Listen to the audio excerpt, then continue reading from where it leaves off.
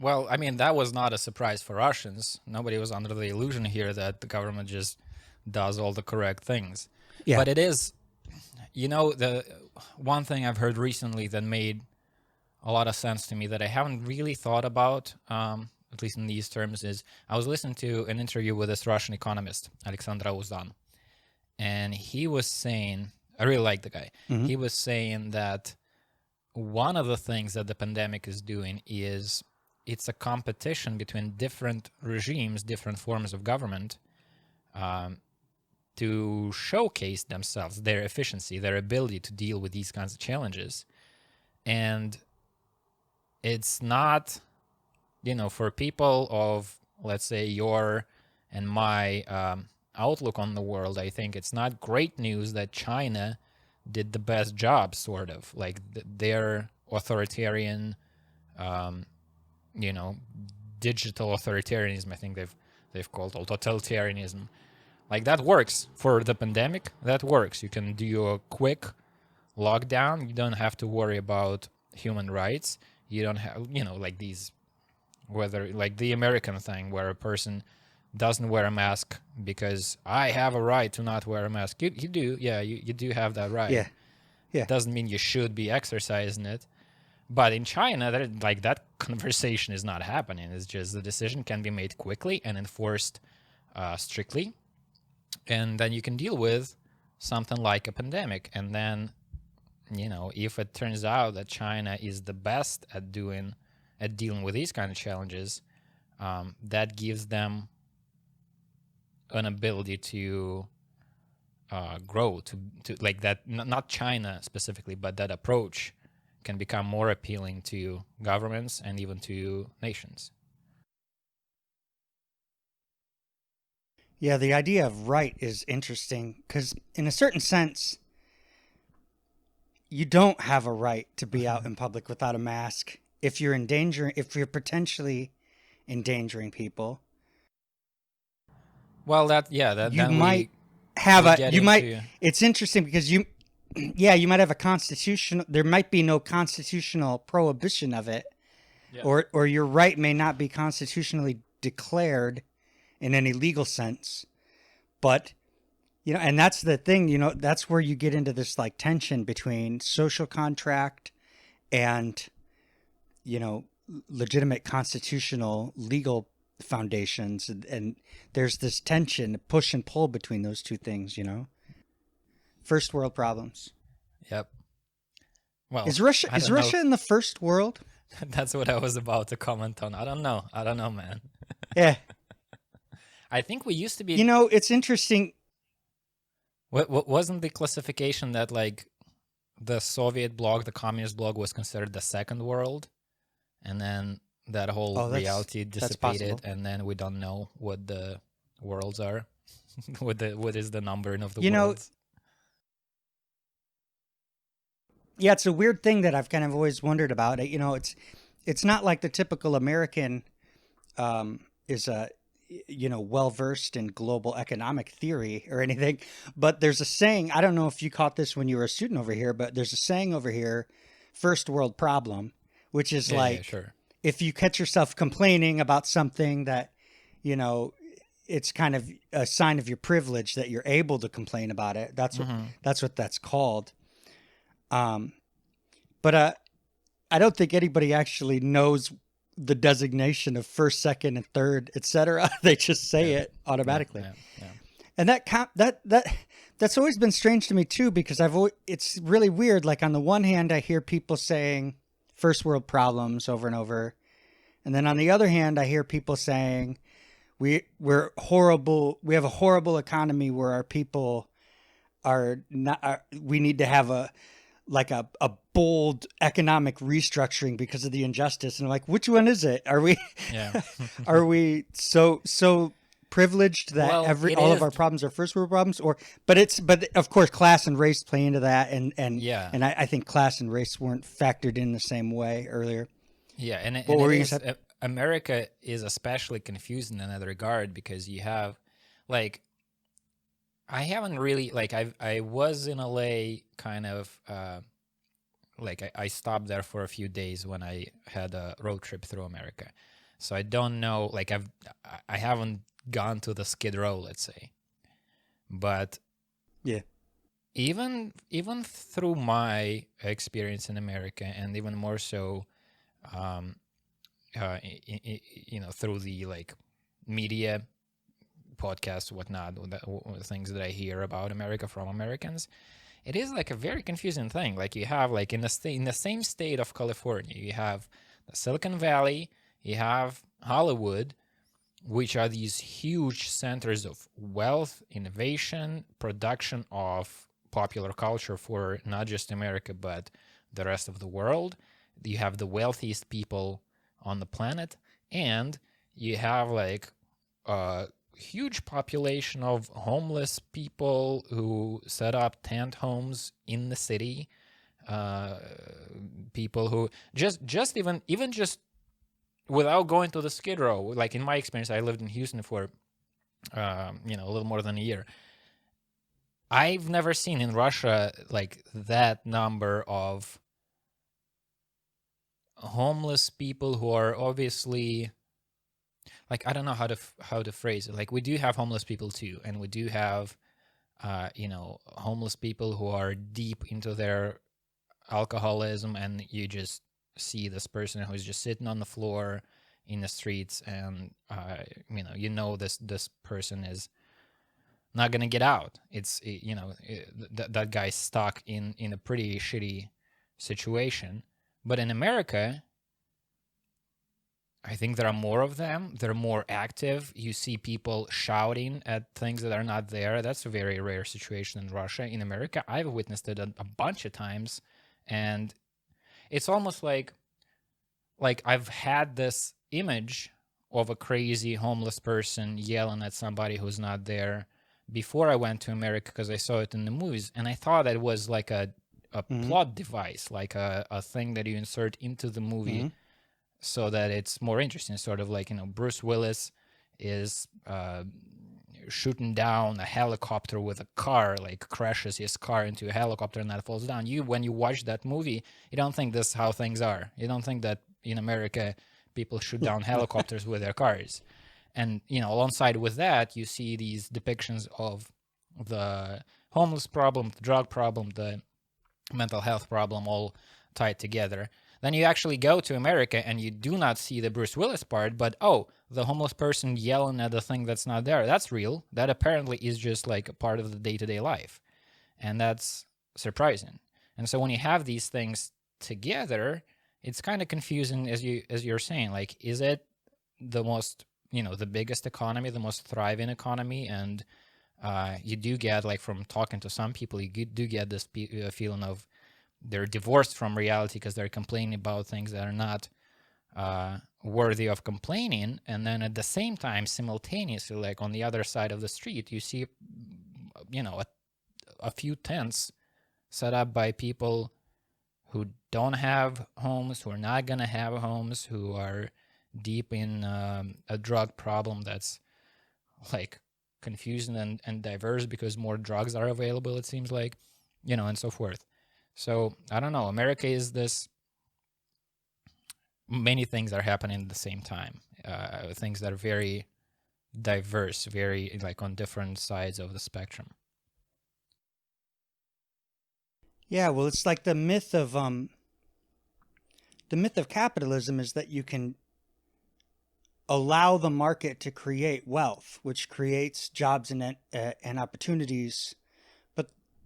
And I've heard the case made. I actually just published a link to a conversation with Condoleezza Rice where she was saying the Marxist idea of from each according to ability to each according to need.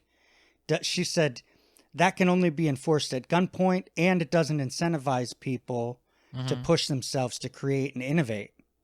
So it's that's an interesting dynamic, though, because yes, that may be true, that it doesn't push people to innovate, and that it can only be enforced through some sort of totalitarianism.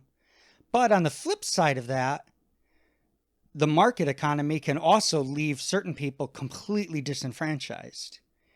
And so how do you cope with that, right? And I think I think most capitalists who are able to, and first off, I always get kind of confused. What's the difference between the economic system and the political system? Because they're one and the same, but they're also different. And you also can talk about the culture generally, which is a more complex Right. system, right? You can, like, the problem that I have with that argument about incentives, it's like it makes sense, but I think there is a narrowing of the conversation that's happening there, because normally when people make that argument, they're just talking about money, as if there are no other incentives possible. It's not like somebody can, right, like, great artists that's a create great point. art. They're incentivized by something other than money. Oftentimes, you may want to just express yourself. You may want to better your life. You may want to get chicks. That's also an incentive that is not necessarily just tied with money directly. Right.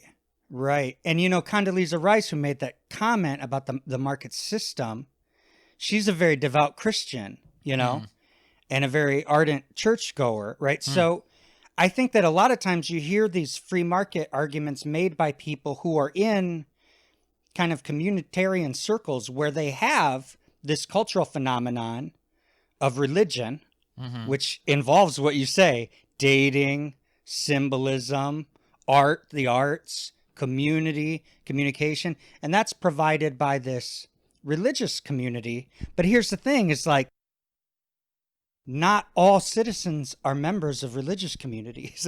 Right. And so you can't, you get into a real ethical problem, because you can't necessarily expect all postmodern persons to participate in those kinds of traditions, because science. Now I understand that, like, a lot of people who are very religious say we're not in opposition to science, and that's fine, but the philosophy has not gotten done enough yet where people can feel that there's no tension between science and religion. As of right now, people still feel that there is a tension. That's changing, it's evolving, but yeah. So that's another component. You hear a lot of these free market people making these statements. They're coming from smaller communities where there is a sense of a village, kind of communitarian village idea where you're supposed to take care of your people. And it's those liberals in those cities that are godless, that aren't taking care of their schizophrenics, or their drug addicts, and it's that, and you see that play out in the political map, right? You see that play out in who's voting for Trump and who's voting for Biden, which it's interesting. It gets sticky because Biden himself is a Catholic. So it's not, I don't have a perfect science for explaining any of this. And if any academics are watching, feel free to please comment and correct me on any of my misrepresentations. There's a thing I want to throw in here as well from that same interview that I listened to with that Russian economist. There are a bunch of things there that he said that resonated with me and were kind of novel and interesting and keep bouncing in my head. And one is he said that he had these conversations with people from America, I guess other economists, who told him that in the, I forget which decade, 70s or something, if you looked at the quality of, like, the technical knowledge, skill set, education, maths, physics, the sciences, the Soviet system actually produced, that's what he says at least, at that time we had, like, higher quality education in those fields, and we had these people who could have done a lot, but the twist, those American colleagues of his said, but those guys that you had, they did not create the Silicon Valley, and ours did. And, why is that? And that person he was quoting said, this is because our smart, educated, technical people also wanted to be rich and wanted to compete in the market economy. They had this, like, economic ambition to them, and the Soviet people were not. And I think he was given this, like, he gave this anecdote to illustrate a thing that's happening now where like he is plugged into this network of academics who could be doing so much more than they're doing, like for the society, um, or just expanding their work and having a bigger thing that they're working with more people, with more money involved with the whole thing. And he says it's very common with these academic types where, you know, you propose something to them. How about you're doing incredible work. How about we take it up a notch and, you know, you'll do more work and it'll be greater. And the guy says, yeah, but I also have a life. I have my country house and a wife, and I like to read books in the evening. I don't want more hassle than I do have. I'm happy doing my little bit of work with my students. We have a good thing going on. I don't need to expand. I don't need to do more. I don't need more stress in my life. Mm-hmm. And Mm-hmm. and that's reasonable, I think. You know, there are people who are extremely successful, and they spend 14 hours a day at work, and they can be inspiring to look from the outside to get this one quality out of their story of you can achieve greatness and you can do these big things. But then, some years later, decades later, they realize that their kid doesn't love them so much because they were not around. And to not choose that is a reasonable decision, to want to spend time with your kids instead of doing incredible things in your work life. So I guess what I'm saying is, coming back to the point about the market system and this the market way of looking at things, that's money is not the only incentive that there is. And when we're thinking, it's not like there's just like communism or free market capitalism. There can be all kinds of societies that can exist and all kinds of incentives at play, all kinds of relationships between groups of people, between the individual and the society, and reasons for people to do certain things on the individual level, or for a society to like take care of this group or not take care of that group, on all of these ways to for these elements of the culture to interplay. Right. Yeah. I know, because what I was thinking about as you were speaking was I was thinking that, the professor has the individual concerns as a single organism. What best promotes my individual flourishing versus this idea of a system market thing where it's like assumed that the best thing is the thing that's going to benefit the greater number of people in the market, which sounds noble, right? Do something bigger than just for yourself. But the interesting thing is that individual who's arriving at the best type of flourishing for her, she sees herself within her family, within her little circle of friends, within all of that. That's not just a atomized individual out of the context of society. That's a person who's right there. And so that person might say, I don't want to have to put in that much effort in professional life. I want the collective to figure out how to best utilize the human resources so that we can produce this innovation most efficiently with people not having to burn themselves out. But then you might have another person who doesn't have an individual family and is just like, no, I don't really like being around people. I like working. That's what brings me meaning. So you have all these pushes and pulls and tensions and even that. But yeah. Sorry, I was just to throw in another like example of a different kind of person. You can have people who are like, we have this guy Pirilman. He is like a genius mathematician who was supposed to get, I forget, it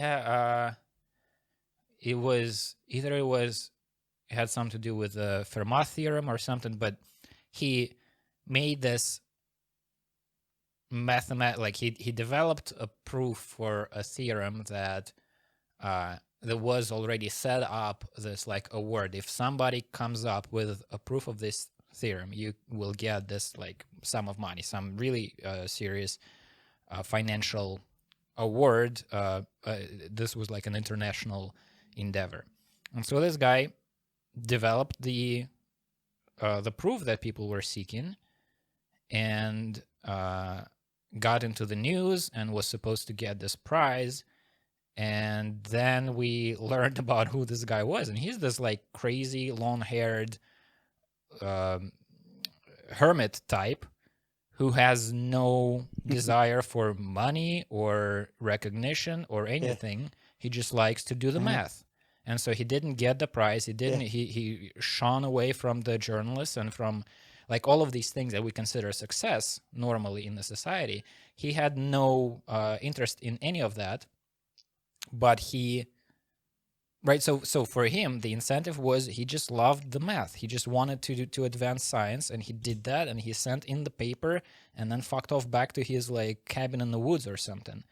And that guy is there, and that guy, so we have, I mean, human beings are incredibly diverse. We have all kinds of types there, and they're changing, and we're getting new ones, and old ones die out all the time. And so to limit all of that to like, here's one system that works, and all other systems are not good enough. That's just silly to me. Like there are so many different ways to just describe reality, to relate to the world, to relate to other humans, and with all of this diversity of just the human experience, to then say, we've figured it out. Here's how society is supposed to work, even though there are these problems with how it's currently run. But this is the best way, and we're gonna have to stick with that. That's insane to me. How can you know what is the best way for humans to organize their society if we don't really understand what the human is?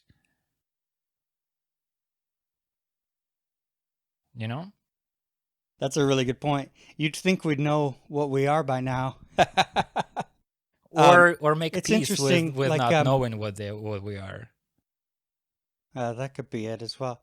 Well, I think, I was thinking as you were speaking that there is a certain continuity between people despite their seeming diversity of lifestyle.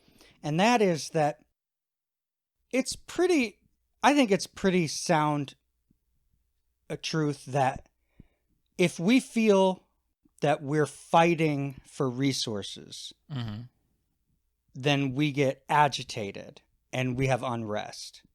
Now, different people are going to have different individual tolerances for degrees of austerity, right? So that guy who solved the math equation, he didn't need very much to feel self-sufficient. I remember I was a assistant manager at a grocery store. This was during Obama's first term, and a guy came through the cash line, and my job as the assistant manager was to make sure that the lines were moving quickly and no lines were amassing. And then as cashiers had issues with a coupon or a price or whatever, a system issue, I would come to that cashier and help them fix their problem and get the person on their way. And there was a man who it was a pricing issue. He was a very frugal man, and he was about 50 or 60. And he got on this was a very like sort of Tea Party libertarian mix kind of. It was called Independence, Missouri was the name of this town, which is the birthplace of Harry S. Truman, American president. Anyway, this guy said, he just went on a random political conversation, because a lot of these, at that time during the first Obama term, a lot of these older white guys in more rural Midwestern enclaves who had a more like classical liberal kind of sensibility were kind of like freaking out that this really charismatic, popular guy who had very socialist tendencies had ascended to great popularity and had won the presidency and defeated this guy that they really liked, and so they were all on political rants all the time. And this guy just kind of went on a random little political rant about what I was just talking about, the degrees of austerity. He was like, yeah, I don't know. They keep saying what the poverty level is, but I've been living below the poverty level my entire life. And I'll tell you right now, I've always had more than enough. Mm-hmm, mm-hmm. And that was the most interesting political argument that I had heard, was just this random old guy. I'd not heard anybody arguing for the poverty level being set too high. there was just nobody else making that argument. And it was fascinating to me. No, it's true. Those things are relative. The poverty line in America and Russia are in different places. And why is that? Well, I don't know. There are, you can rationalize it, but it's really, what is a poverty line? That's a society saying, we don't want anybody to be poorer than this. That's all that it is, right? Mm-hmm. So basically, yeah. And then and then you use that metric for you use that metric for making whatever kind of economic analyses you're doing, so that you can then dictate policy. There is, I guess, the same. Like, I'm not arguing for more people to be poor, but I would. I think I would carry on with my distrust of money as the main thing that we measure. There are these, I remember, I wouldn't be able to quote a study, but I remember all of these studies about the correlation between happiness and money. And it turned out that many poorer communities are happier than some communities that are more rich, because in those poorer communities, I don't remember which communities we're talking about, but if everybody here has less stuff and can afford less, but they have a strong community, they have, I don't know, good music, and the village is all friendly with one another, that makes more to happiness. Gives people more happiness than if they had the money but were isolated and didn't know why they're doing the work they're doing, because the work is so divorced from their own aspirations and so forth. So I'm just repeating this thing about, I'm skeptical of money as the main kind of metric that we use. There's a book that I read once that did explain why that is the case a little bit to me, because I've always had this confusion why we, with money generally,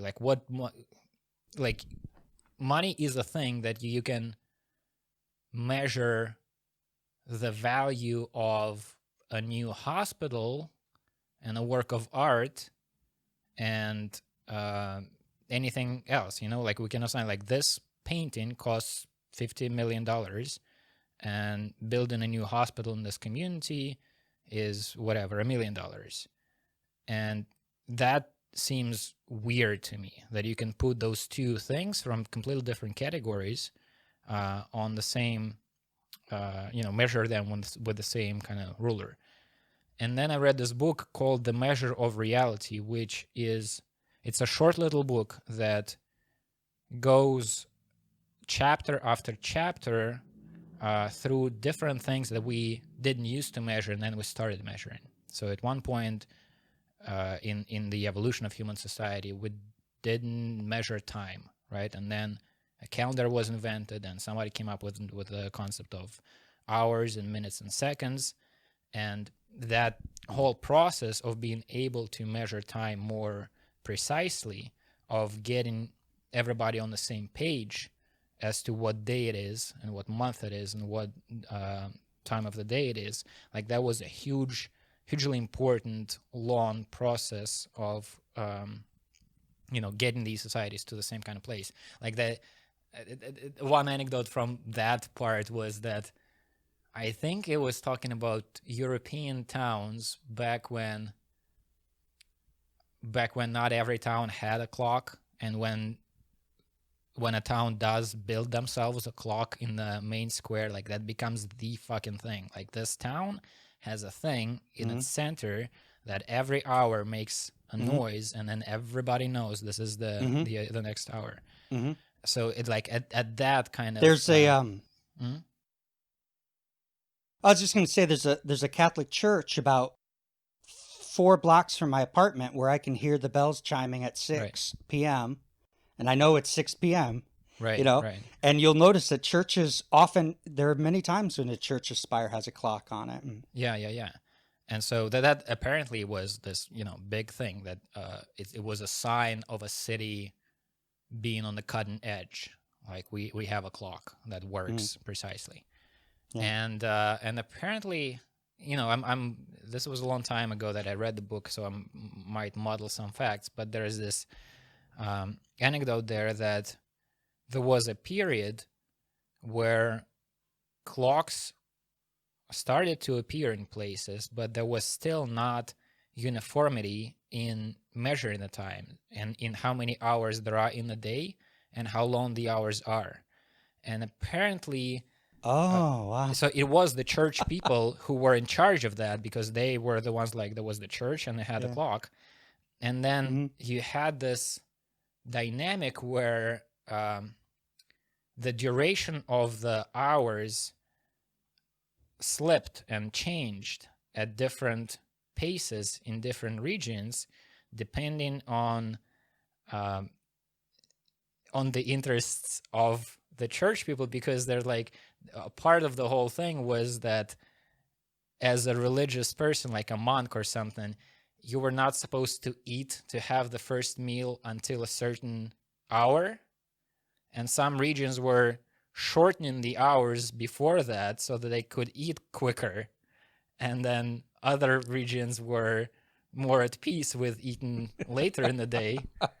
And so you had the time, the thing that we take for granted, that, like, the 24 hours situation, the whole thing, like we think is just how reality is, where it's obviously not, built into the reality. We don't have this like exact, counting of the seconds in our minds without the tools, right? But that thing at one point was like this, that there was a landscape of how time flows here and how time flows there.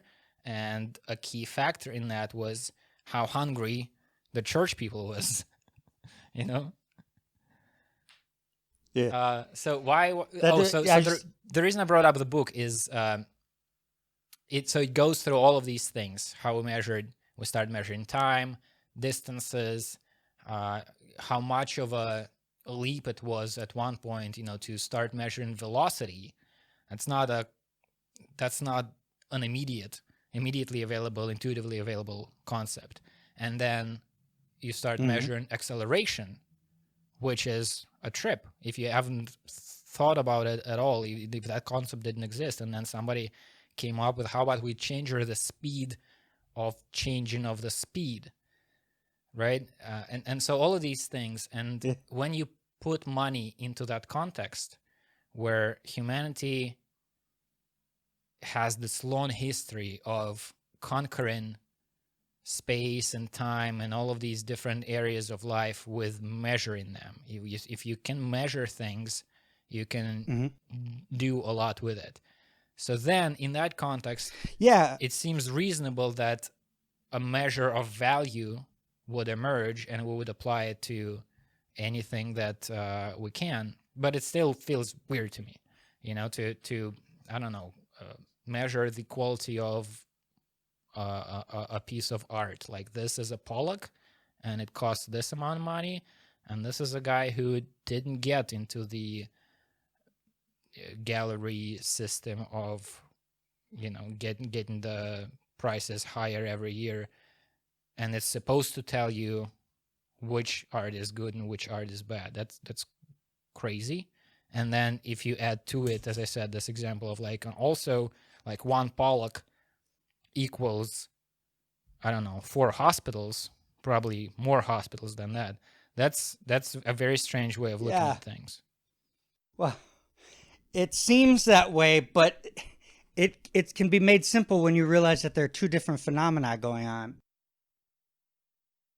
Like the value of those paintings, and this is this thing that people get into. This is why people are always thinking, let's just tax the fucking billionaires and give their fucking money to everybody else. It's like the value of that Pollock is not so high because somebody said, oh, what would make sense to put a number on this?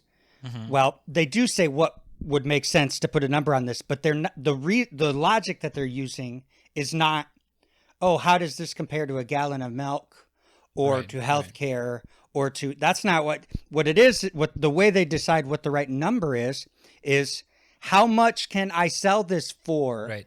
and who's willing to pay that. Right. So and that's a cultural phenomenon of how can I address the interests of the people who I know have money, and if I can figure out and get in the heads of the people who I know have money, Right. Right. I can make marketing stories to, but Right. anyway, I was really happy that you brought up that measurement thing because it goes back to what we were talking about earlier. So I was thinking, when you were talking about velocity and everything and acceleration, you were getting into what my thought was. And I'd heard somebody on public radio about 10, 15 years ago now. And I don't even remember who it was, but he made a comment that stuck in my head and I've always remembered. It's kind of a pragmatist kind of comment. And he said, if you can't measure it, you can't improve it. And that made so people put numerical things on. Now, the paintings, that's a different conversation. Value and consumer good or art, that's a different conversation. But in terms of, I want to look at any system, whether it's a mechanical system, an economic system, a social system, if you can say, what are my criteria that I'm trying to improve, find what those criteria are and attribute value numerically to those things, then you can go through whatever system you want. And that's how you can get your empirical data by analyzing whether or not you've gotten the numbers that you want. But what's interesting is, going back to our earlier conversation about value and money with respect to individuals and how good their quality of life is, in any kind of large country, and Russia and the United States and China are all large countries that expand geographical expanse as well as demographic human expanse.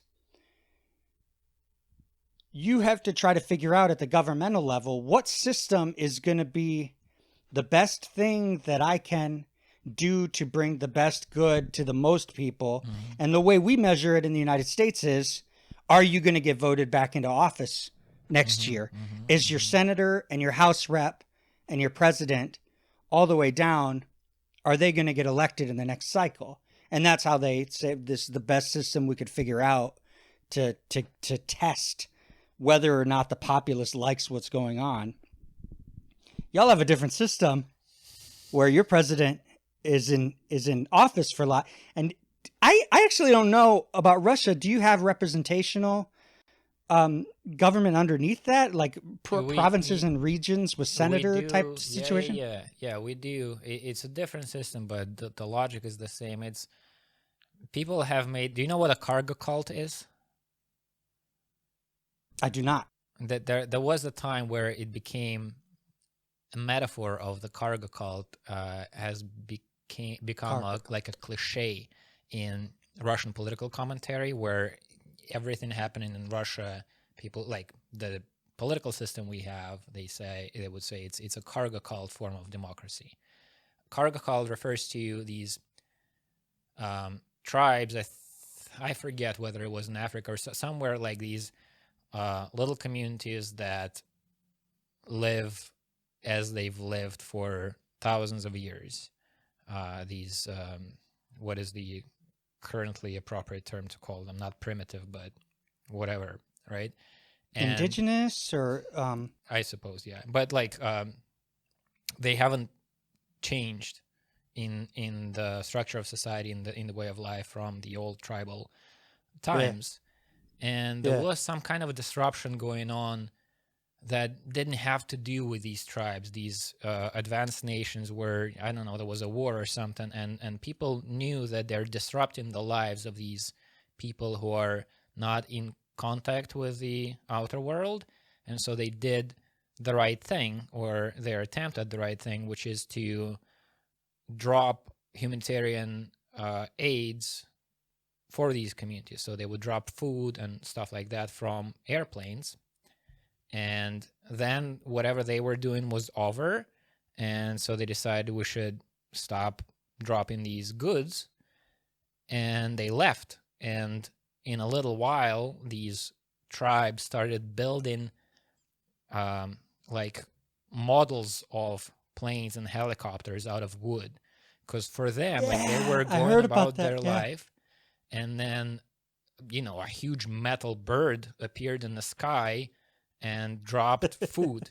So, gods were looking out for them and were helping them directly. And then something happened and the gods were not doing that anymore. So, we probably made the gods dislike us or something. And in order to get the attention of the gods again, they started building these structures and these kind of sculptures of planes. And that is what's called a cargo cult. So they were looking for that cargo to be dropped from the sky. Cargo cult, yeah. And so the metaphor that, as I said, at one point it became a cliche in Russian political commentary to say, like, that's what Russia is doing with these things that were important from the West. It's like, instead of understanding the essence, the core, the why democracy is the way to go, we're like, well, we're gonna do the things where there's gonna be, like, we have elections. It's not like Putin is a monarch who decided, I'm gonna just stay here forever and no election is ever gonna happen. We're gonna have an election. We have been having these elections, but they're not real elections, because the essence of what the election is, access to be voted in. Not everybody can enter the election.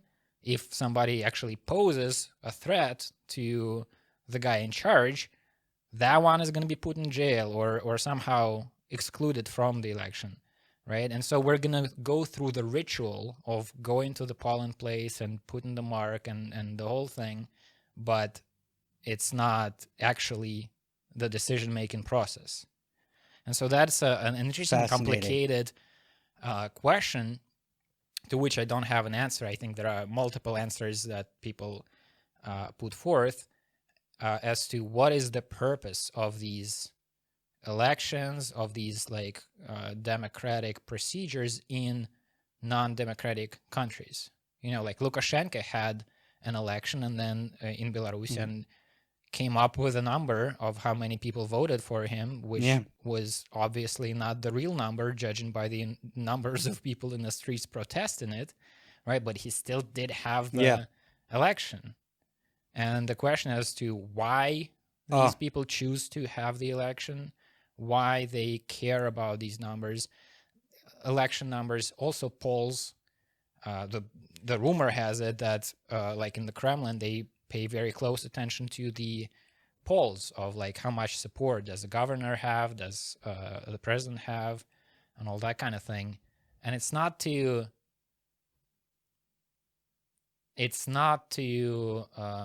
just go with what the poll says, like here's what the people want, so we should move in that direction, but it is to inform the people in power as about their situation, about how much support they have.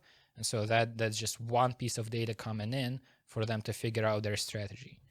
And then elections is this whole, there's a ritual aspect to it. Like if you can make the election process such that at the end you can confidently say, here's, we did the election and people really like me and I'm going to stay for longer. It's not as straightforward as that's the actual situation.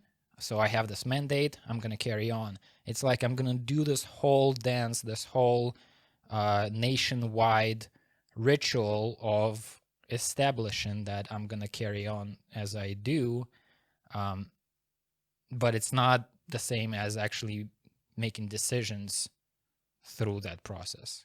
So it's a weird, slippery subject.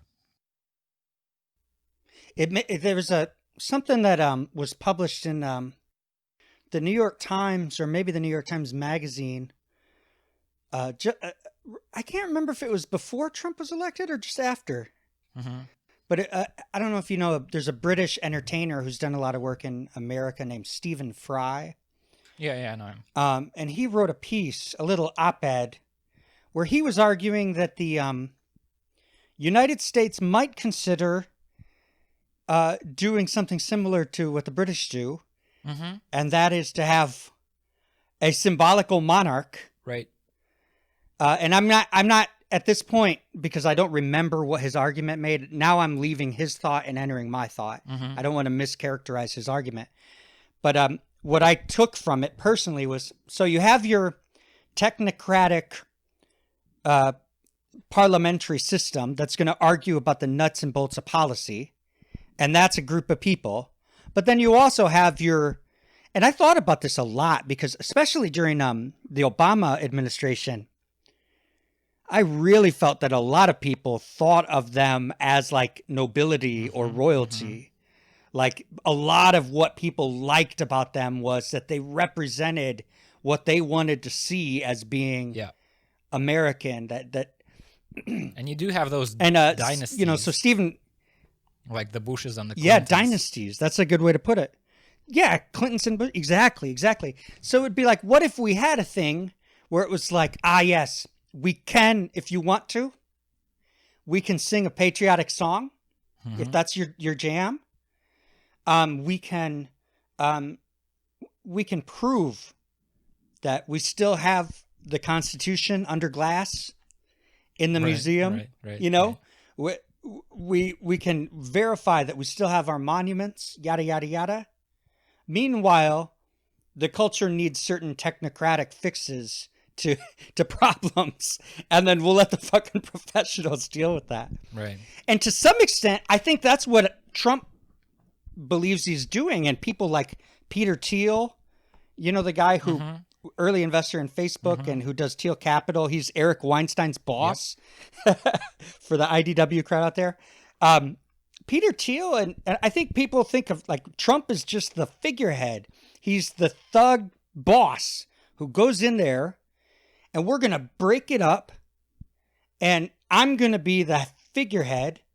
And then the people who are actually know how to solve problems, the corporations, the little groups, the people who are specialists in different fields, give them the power to do what they do and innovate in the way that they best see fit. Meanwhile, I'm just going to make it look like there's a president in charge. Right. And I'll tell you what, I mean, they just had it.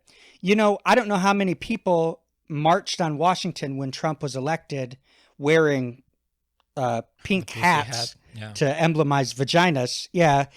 I don't know how many people were at that, but just last weekend, over 50,000 Christians were there with a Christian pop singer, Michael W. Smith, playing inspirational hymns on keyboard, and the whole crowd of 50,000 people singing Christian songs. You know, you've heard a lot of back and forth about how Trump fits in with American Christianity because he's an interesting test case, but he's doing something that caused that 50,000 people to feel empowered by his presence.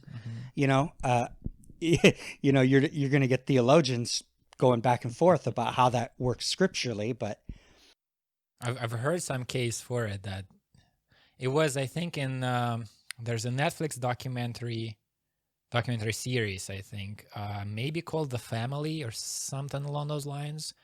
About I haven't seen it. About like it's based on the book, you know, journalism book about, I guess it is like a network of Christian activists, Christian something or other that they had as one of their core beliefs. They have this notion that power comes from God. Like a person, and it is backed up by certain verses in the scripture where God gives power to the princes so that the princess can take care of the people, right? So it's almost like a Jordan Petersonian kind of approach, like the systems of hierarchies that we have. They're here not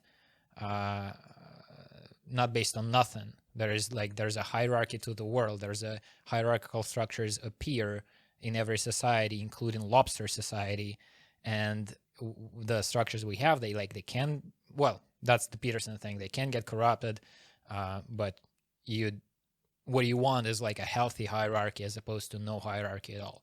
But this Christian take of that network of people is that what you want to do is to help the people in power be more Christian, right? So you don't ever oppose power. What you try to do is you try to get close to power so as to influence it to become closer to the correct kind of power, because all of these individuals are flawed. They can be sinners. They can have all of the problems that every other human has, but they're in the position of power, so that means God placed them there, and so we need to help them to be better at it and to be better princes. And so in that framework, the Christian support for Trump makes a certain amount of sense. Like for whatever reason, these people decided that, I don't know how you make that call. Like how at a certain point, even those people probably would think like if a person they really don't like gets into power, they would suddenly feel that this is not the anointed one, and maybe that's the Antichrist, because that has been prophesied as well, right? And then they would oppose that character. But there's something about Trump that appeals to that kind of crowd and makes them feel that as flawed as he is, he's doing the God's work. There's some kind of phrase, imperfect vessel for God's work or something like this. I think that's one of the ways to explain this Christian support for Trump. It's interesting too. I mean, because there are scriptural things, like Christ saying, cast stones only if you yourself have sinned, and stuff like that, and hate that. And it gets translated into hate the sin, but not the sinner. Right. Like love the person, even though they're bad. And I think one thing that those people, if I can kind of try to channel their worldview, and many of these people are in my family, my extended family. So I'm not far from them. Well, not even my extended family, my immediate family in some cases. The idea is we're all imperfect people, and the thing is we have to try to be better, and we can't expect other people to fix our problems for us. We have to be responsible. I think that's Peterson 101 right there. With the rights are hinged upon responsibility. And so to be able to do that, we have to, there's this Bob Dylan line, to live outside the law, you must be honest. There's this idea, it's like, we're responsible for our own shit. We can't expect the government to fix it for us. And the problem with those liberals is, those darn liberals, they think that they know the answers to everything, and they think they're just going to fix society, and then it's just going to magically be a utopia. Well, that's just not how it works. We got to be responsible for ourselves. And the result of what these darn liberals are doing is we're just having a whole lot of people addicted to drugs. We're having a whole lot of people getting pregnant without being married, and we're having a lot of abortions, and we're just real frustrated with that. And by golly, we're gonna, darn it, we need to stop thinking that the government's gonna answer our problems, and we just need to do it ourselves. And there's a legitimate and coherent ethic to that. But the thing is, they're not in charge of the quote unquote mainstream media. So that narrative is not, they at some point started to say in the 80s, we're not getting represented on the major networks. We're just going to start our own darn networks. And it started with AM radio, Christian radio, and then it grew. Rush Limbaugh came out, and it grew and grew, and then Fox realized there was a market that they could be tapping into. So Fox started doing that, and then it just grew and grew, and now with the internet, now we're getting into meme territory. Now we just have two medias. We have the liberal media and the conservative media. My friend Matt Lewis wouldn't want me to call it the conservative. Well, maybe. No, actually he would, because Matt Lewis is an interesting case. He kind of stands outside of the system.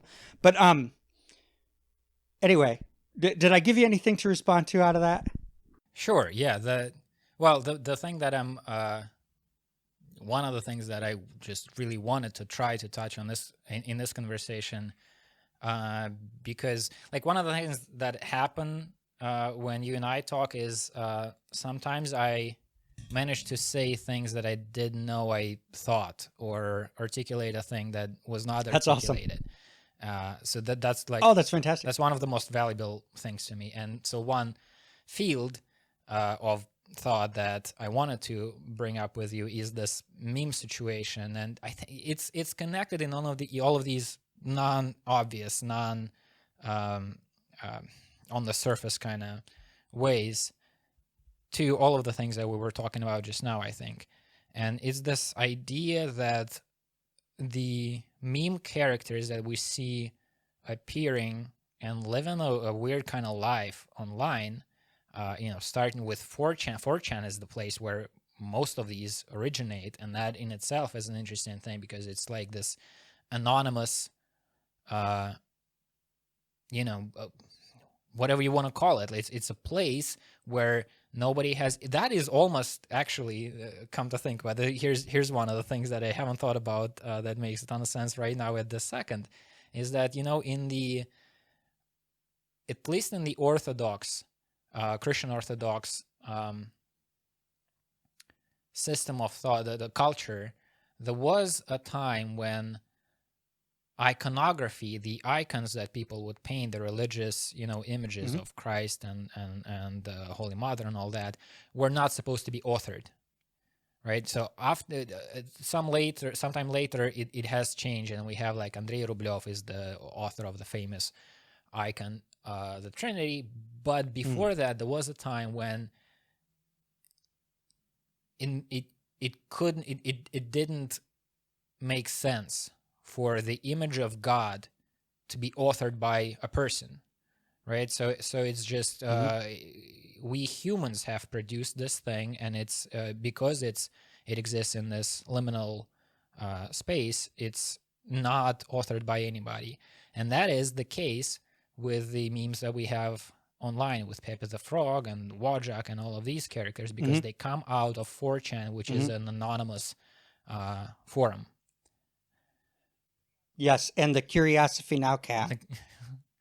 What do you mean? Just Curiosity Now has a cat icon on Twitter, and yeah. I'm not a named person on Twitter. I'm the cat. I actually got a follower that way. There was this woman saying, "I just can't tell at this point whether I'm following people or bots." And I responded, "What about cats? Are you following any cats?" And she said, "Oh, I follow cats, but I don't know whether they're cats posting their own stuff or whether they're cats that posting." and I said, I liked her comments, but I didn't respond. And then she followed Curiosity Now, and I thought that was marvelous.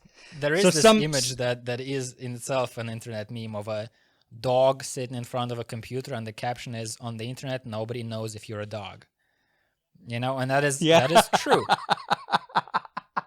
Yeah. So the meme thing, what I've been trying to think about is, what are these characters? And I have this, I want to think about them as characters in the mythological reality, right? Like the heroes and the gods of the old pagan cultures. and Yeah. and there's And there's no reason not, because the land that they live in is stripped of all of the human Mhm. social shit. You strip all of that out and go to pure idea, but it's not. But the idea itself has aspects because each of the characters have different aspects. But I'm so interrupting a you. Go ahead. thing that I've been thinking about in just these past several days is there is this tension. So I want to be able to speak about these memes as these mythological characters. One thing that they don't have in common with the mythological characters of old is myth is usually a story. Right? There's a character who goes through a thing. There's an adventure. There are these stories that we tell about Mm-hmm. Hercules or Mars or any of Mm-hmm. these gods and demigods and heroes and half gods and all of that stuff. And when it comes Mm-hmm. to these memes, these characters that come out of 4chan and then spread further and become like the inhabitants of the internet, they, Mm-hmm. I think usually the origin kind of story is their reaction memes. They're used to express an emotion. So somebody writes a post Mm-hmm. and you want to say, I know that feeling. And they post this character Wojak, the feels guy, who has a sad face, and he's the embodiment of this like 4chan user. He's kind of nobody. He's this everyman who's just sitting kind of sad at his computer, who has been scrolling for a very long time, but he can emphasize with what he's, the things that he's scrolling past. And then with that guy, he like there's the original image and a little like snippet, like a paragraph of text by the author of the meme, who is anonymous, who kind of proposes this image to express a feeling or a way of looking at things or temperament or personality or something. And then if that thing is successful, that meme replicates, and then it starts to mutate. Mm-hmm. And then you have 10 different Wojaks showing different kinds of emotions, showing different kinds of like aspects of the life of that internet everyman. And then after a little bit, you have, I thought a good rhyme is, the Campbell's book, The Hero with 1,000 Faces. Well, we have this Wojak character who has 1,000 faces. He's sad, he's happy, he knows that feeling, he's alone, he's all of these different things. There's like a Wojak monk. I don't know how that came about, but he's out there in like a hood of a like medieval Christian monk or something. And so the tension point between this, like the desire to be able to speak about this in mythological terms and the reality of today, is there's not a lot of stories about these characters. These characters exist. There's just like a Yet. That's what I'm getting to. Yeah, there's not a story yet with Wojak, let's say. And then he just exists in, there's like, let's say 100 of different kinds of Wojak, and he just kind of exists in these snippets of experience, right? What he can do is to be sad or to be happy or to feel a connection to something. But they're all disparate. It's just like simultaneously there are these like 100 states he's in, and they're not connected in any kind of a narrative. And then the case of Pepe the Frog is very interesting to me. I've been bringing it up in conversations with you, this whole time. A bunch of times we've talked about it. I recently watched a documentary about the whole story called Feels Good Man. Yeah. I wanted to see that, but I didn't quite have time. It's good, and it gave me a couple more pieces to the puzzle. But say the title one more called time. Feels Good Man. Feels Good Man. I'll check it out before our next conversation. That's the original caption to when Pepe became this internet thing. And that, so here with Pepe, I'm gonna try to summarize the story quicker than I used to before. I don't know if I'm gonna succeed or not. But reason I want to recap the story of this character is he does have a story now, right? And the story did not happen. Nobody wrote that story. Nobody came up with it. There's not a person on 4chan who said, so Pepe starts like this and goes, to this place. The story happened when the meme started interacting with the society at large and entered into political realm with Trump and all that. So let me try to recap the story if I can. There's a guy, a comic artist, who had been making this comic about, I think there are like 4 characters, that the vibe of it was sort of college culture. These, students who are hanging around and they drink and they play computer games and they have these bullshit conversations. It's just a vibe that was the author's vibe. And it was like, those were stories, those were comic strips, and the characters were just like characters in any other story like that. They're just these entities that he came up with and started playing with and coming up with scenarios for them, and he was the author. Then one particular strip got traction online. There's a face that Pepe makes, and there's a context to that face that resonated with people for whatever reason. He says, "Feels good, man." The scene is he's peeing with his pants down, like all the way to the ankles, and a different character is asking him, like, "Why are you doing that? Why are your pants all the way down?" You don't need to put them all the way down. And the frog goes, "Feels good, man." And that was the little joke, completely innocuous, completely had nothing to do, like all of the shit that followed, you wouldn't imagine following from that little thing. But that image resonated with people online, and they just started using that face to say, "Feels good, man." And then it started mutating, and there appeared the sad Pepe, who would say, "Feels bad, man." And all of these changes and mutations started happening with this character in that anonymous field. Collective mind was producing these variations, and I think so. This is another one piece that I didn't know of or didn't think about seriously before watching this documentary. The radicalization of Pepe. How did Pepe become associated with Nazism and racism and anti-Semitism and 9/11 and all of the horrible things? The narrative that the documentary makers provide is Pepe has gotten so popular that a bunch of celebrities posted him, and people not from this 4chan culture that has its own kind of humor and the identity of being on the fringe, right? They have the word normie to describe people who are not like them, the mainstream people. They don't like them. Yeah. And so when Pepe got so popular that all of these people who have no connection to that anonymous subculture started using him, the anonymous subculture got pissed, and they wanted to make Pepe to create changes to the character so that the normies wouldn't be able to play with it anymore. And so Pepe Hitler appeared, and Pepe Ku Klux Klan member appeared, and Pepe who's flying the plane into the towers on 9/11 appeared, and all of these evil, horrible Pepes appeared with smug smiles on their faces, and people got scandalized, and people didn't want to touch Pepe anymore. And then you have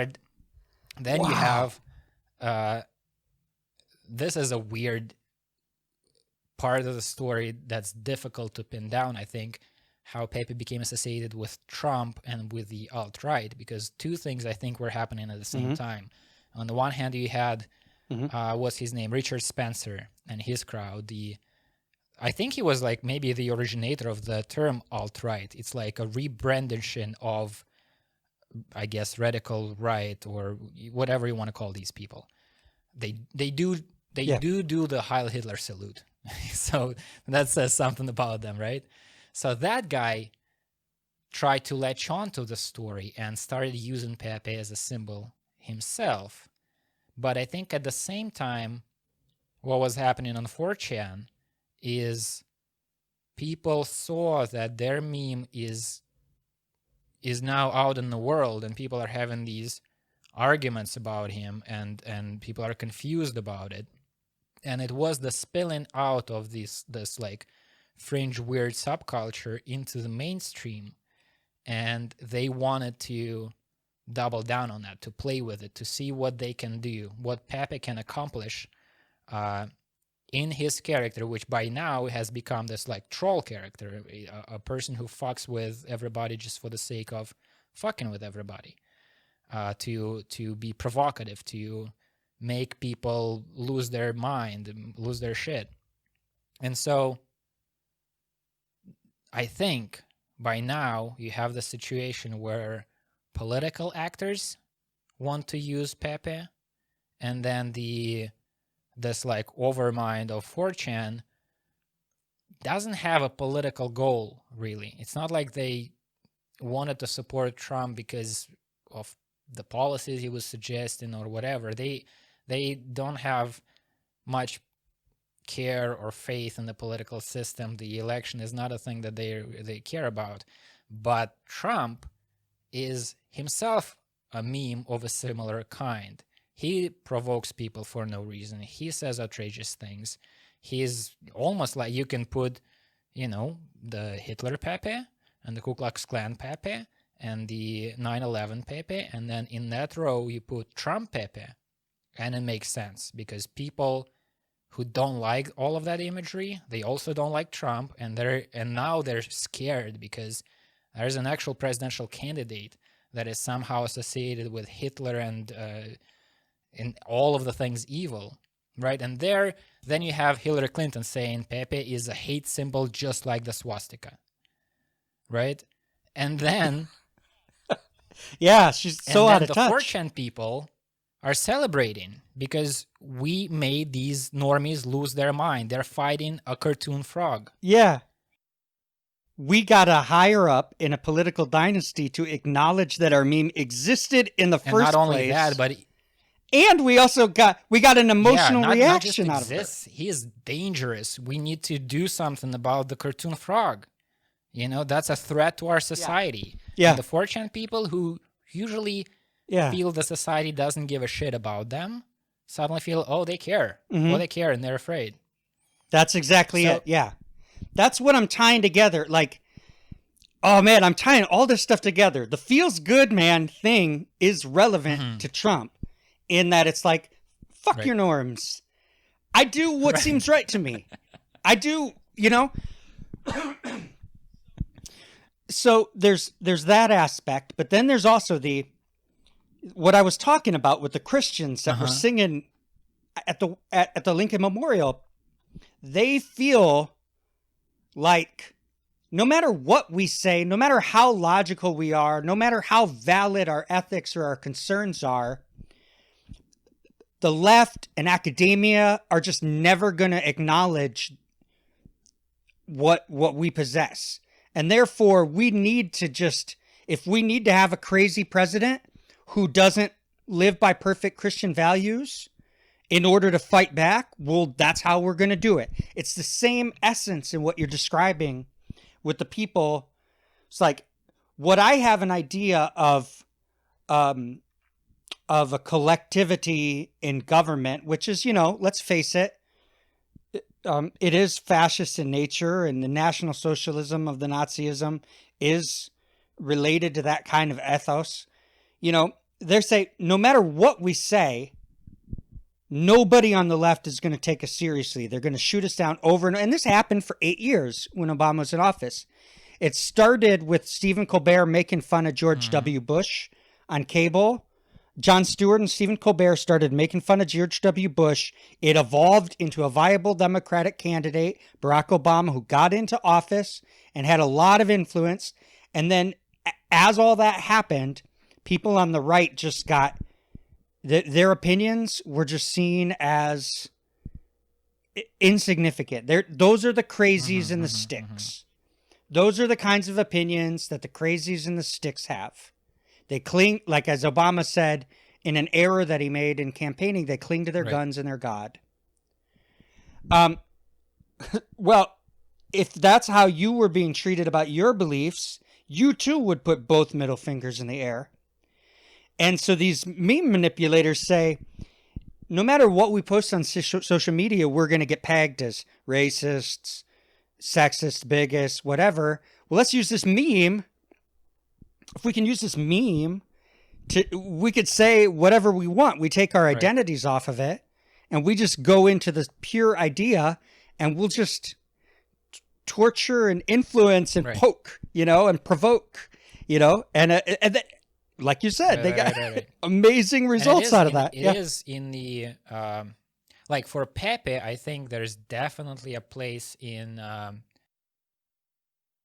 what would you call it? I forget the proper academic discipline that deals with mythology, but there's the concept of trickster, right? There are trickster gods in all of these different mythologies. Like that's what Peterson says. That's what Milo Yiannopoulos is exactly. It's a playful character that can't really figure out whether he's evil or good, but he's provoking.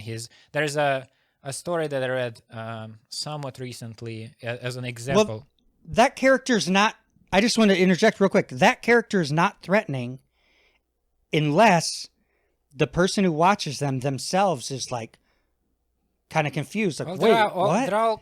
So wait, this is funny, but I can't laugh at this.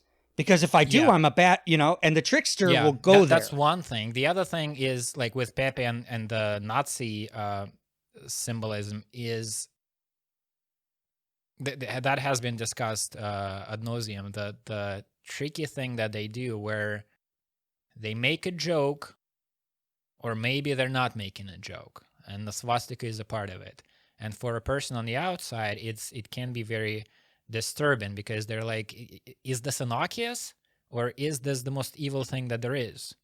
And the danger that the people concerned with these things would point out is that's a way for the swastikas and the Nazi symbolism to get into mainstream. They had these at one point there were these physical offline rallies with people who were representing the Republic of Kekistan. So, because one other thing that happened to Kek is he became an ancient Egyptian god of chaos, Kek, right? Yeah. And then... Yeah, we should direct... There's an episode of Joe Rogan with Jordan Peterson on there where they talk about Kek, and that's worth... The viewer might want to check that out. And so when YouTube. You have that, this frog that got... Because there was the Egyptian god of chaos who had the head of a frog. And there's this whole other thing about World of Warcraft. It's a rich story.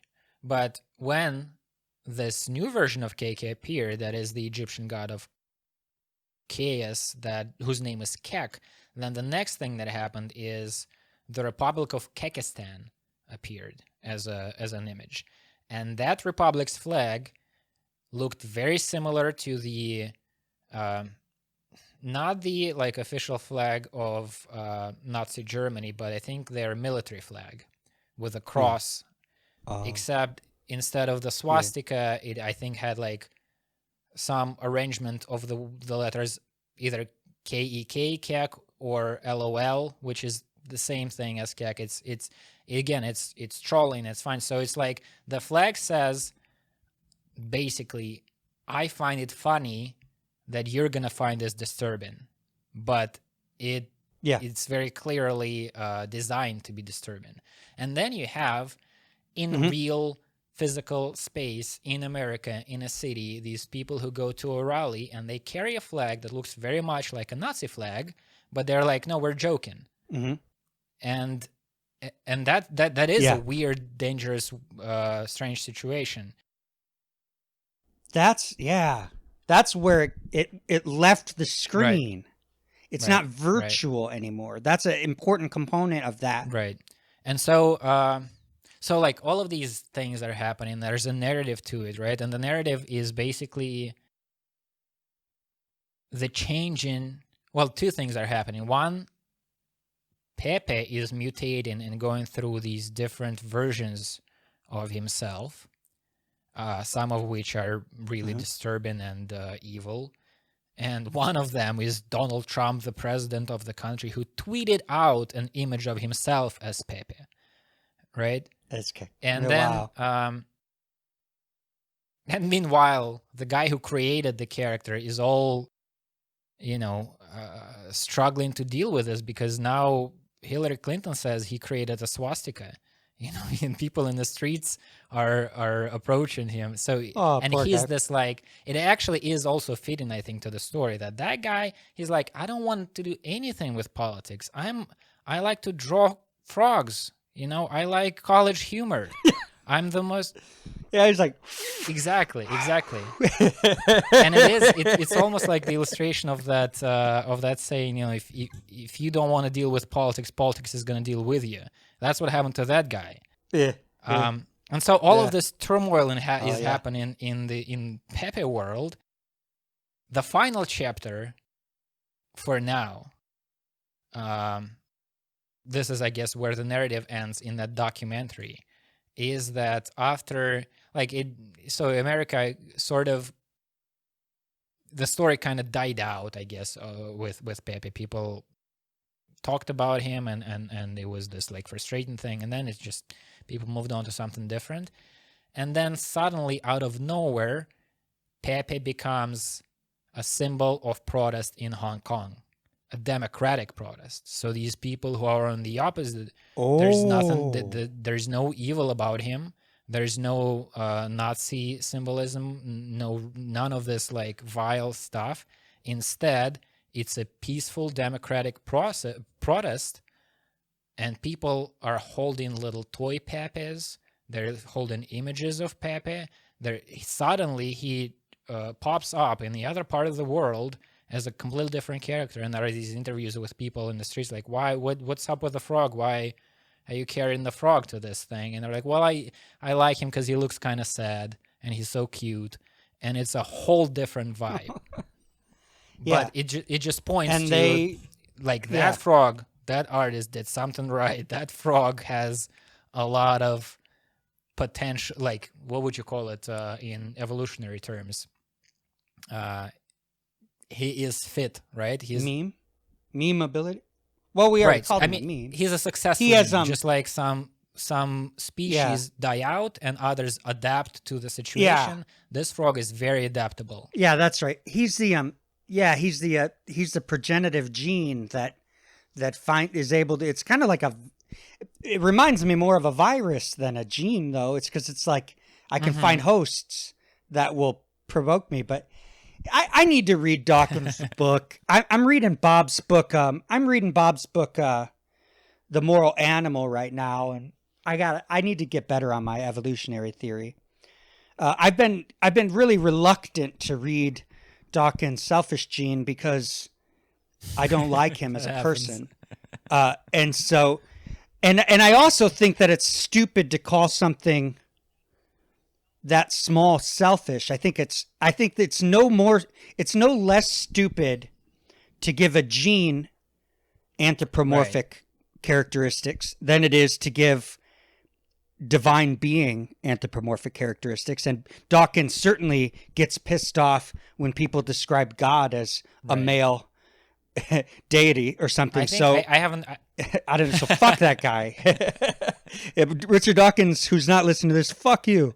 I haven't read the book, but I think he makes or at least I've seen other people who use the language that Dawkins proposed. They make the caveats that this is like a metaphor. This is just to point out to the.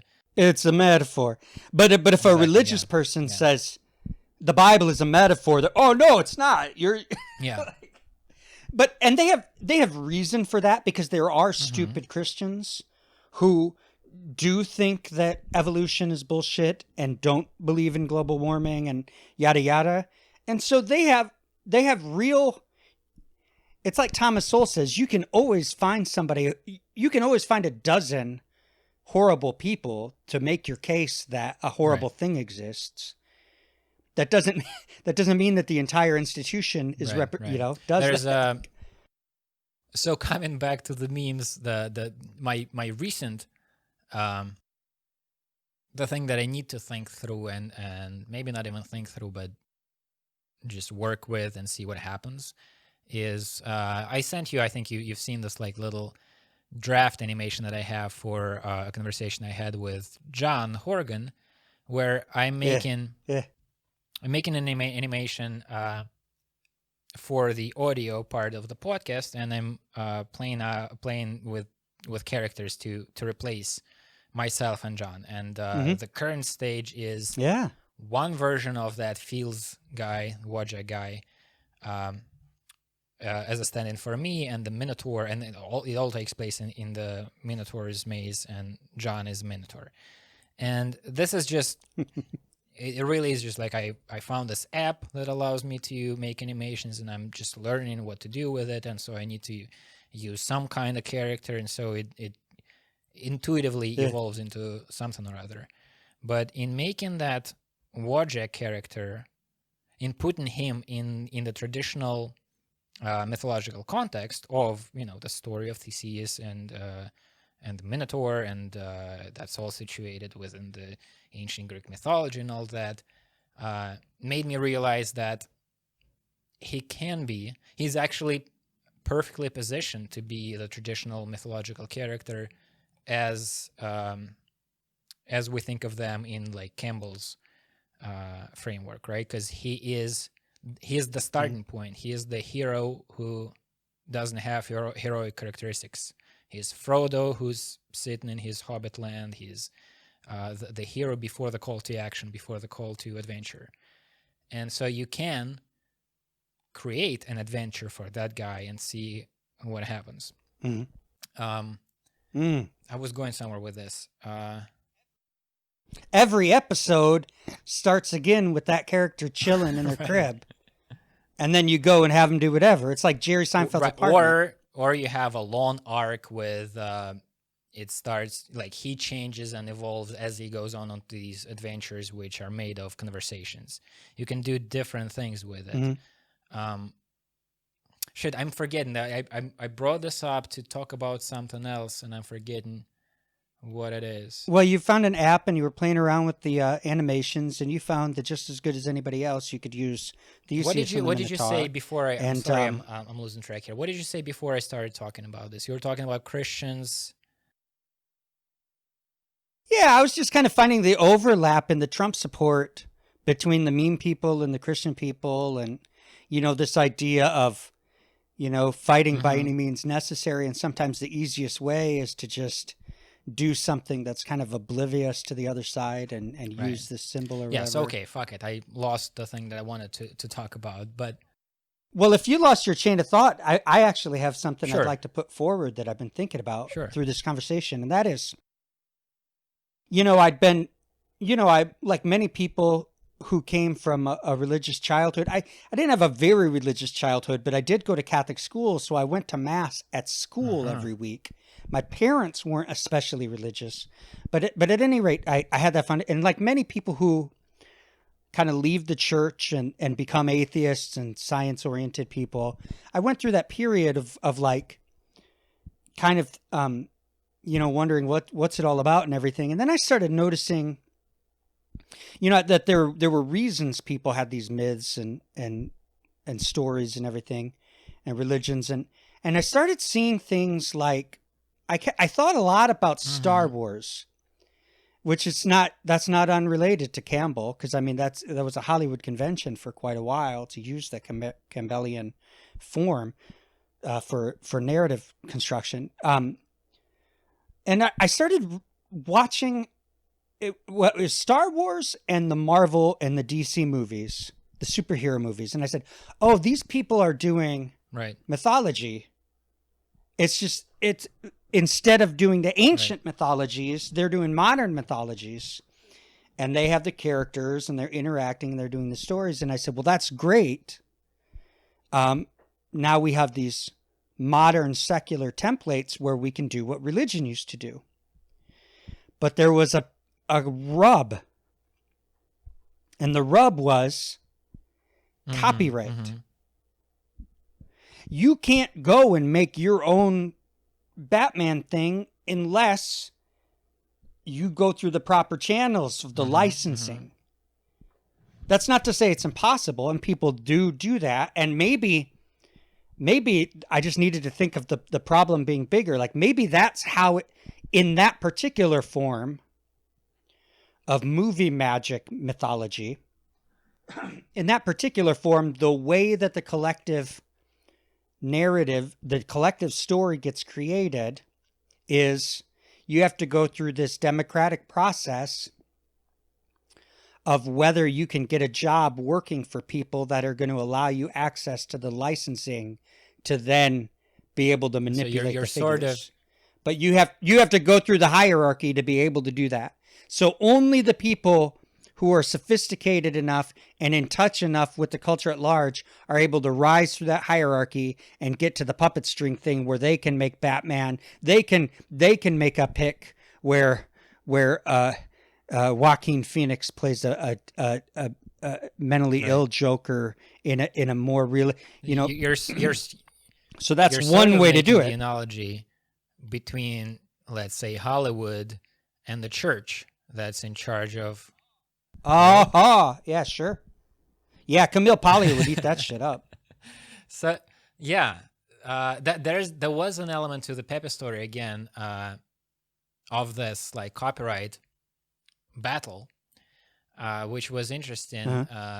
So it was between the creator of Pepe and Alex Jones, who started selling at one point these posters of the deplorables. There's Trump and Roger Stone and Bannon and Trump Jr. I forget who else, and among them there's Pepe. So they're the basket of deplorables, and the guy was not happy about it, and he filed whatever you file, law complaint, and they went to battle through these like video depositions. And the interesting, so I think eventually, I think it was settled outside the court, and Jones paid some sum of money and stopped selling the poster. But there is an interesting point there that the lawyers did, the trick that Jones's lawyers did with the creator of Pepe, where first they allow him to explain how, I think they talk for a while about like the creative process and how Pepe comes about. So they somehow trick him into making the argument for like, this is a copyright infringement. I'm the author of this character, and all of these other Pepes are not.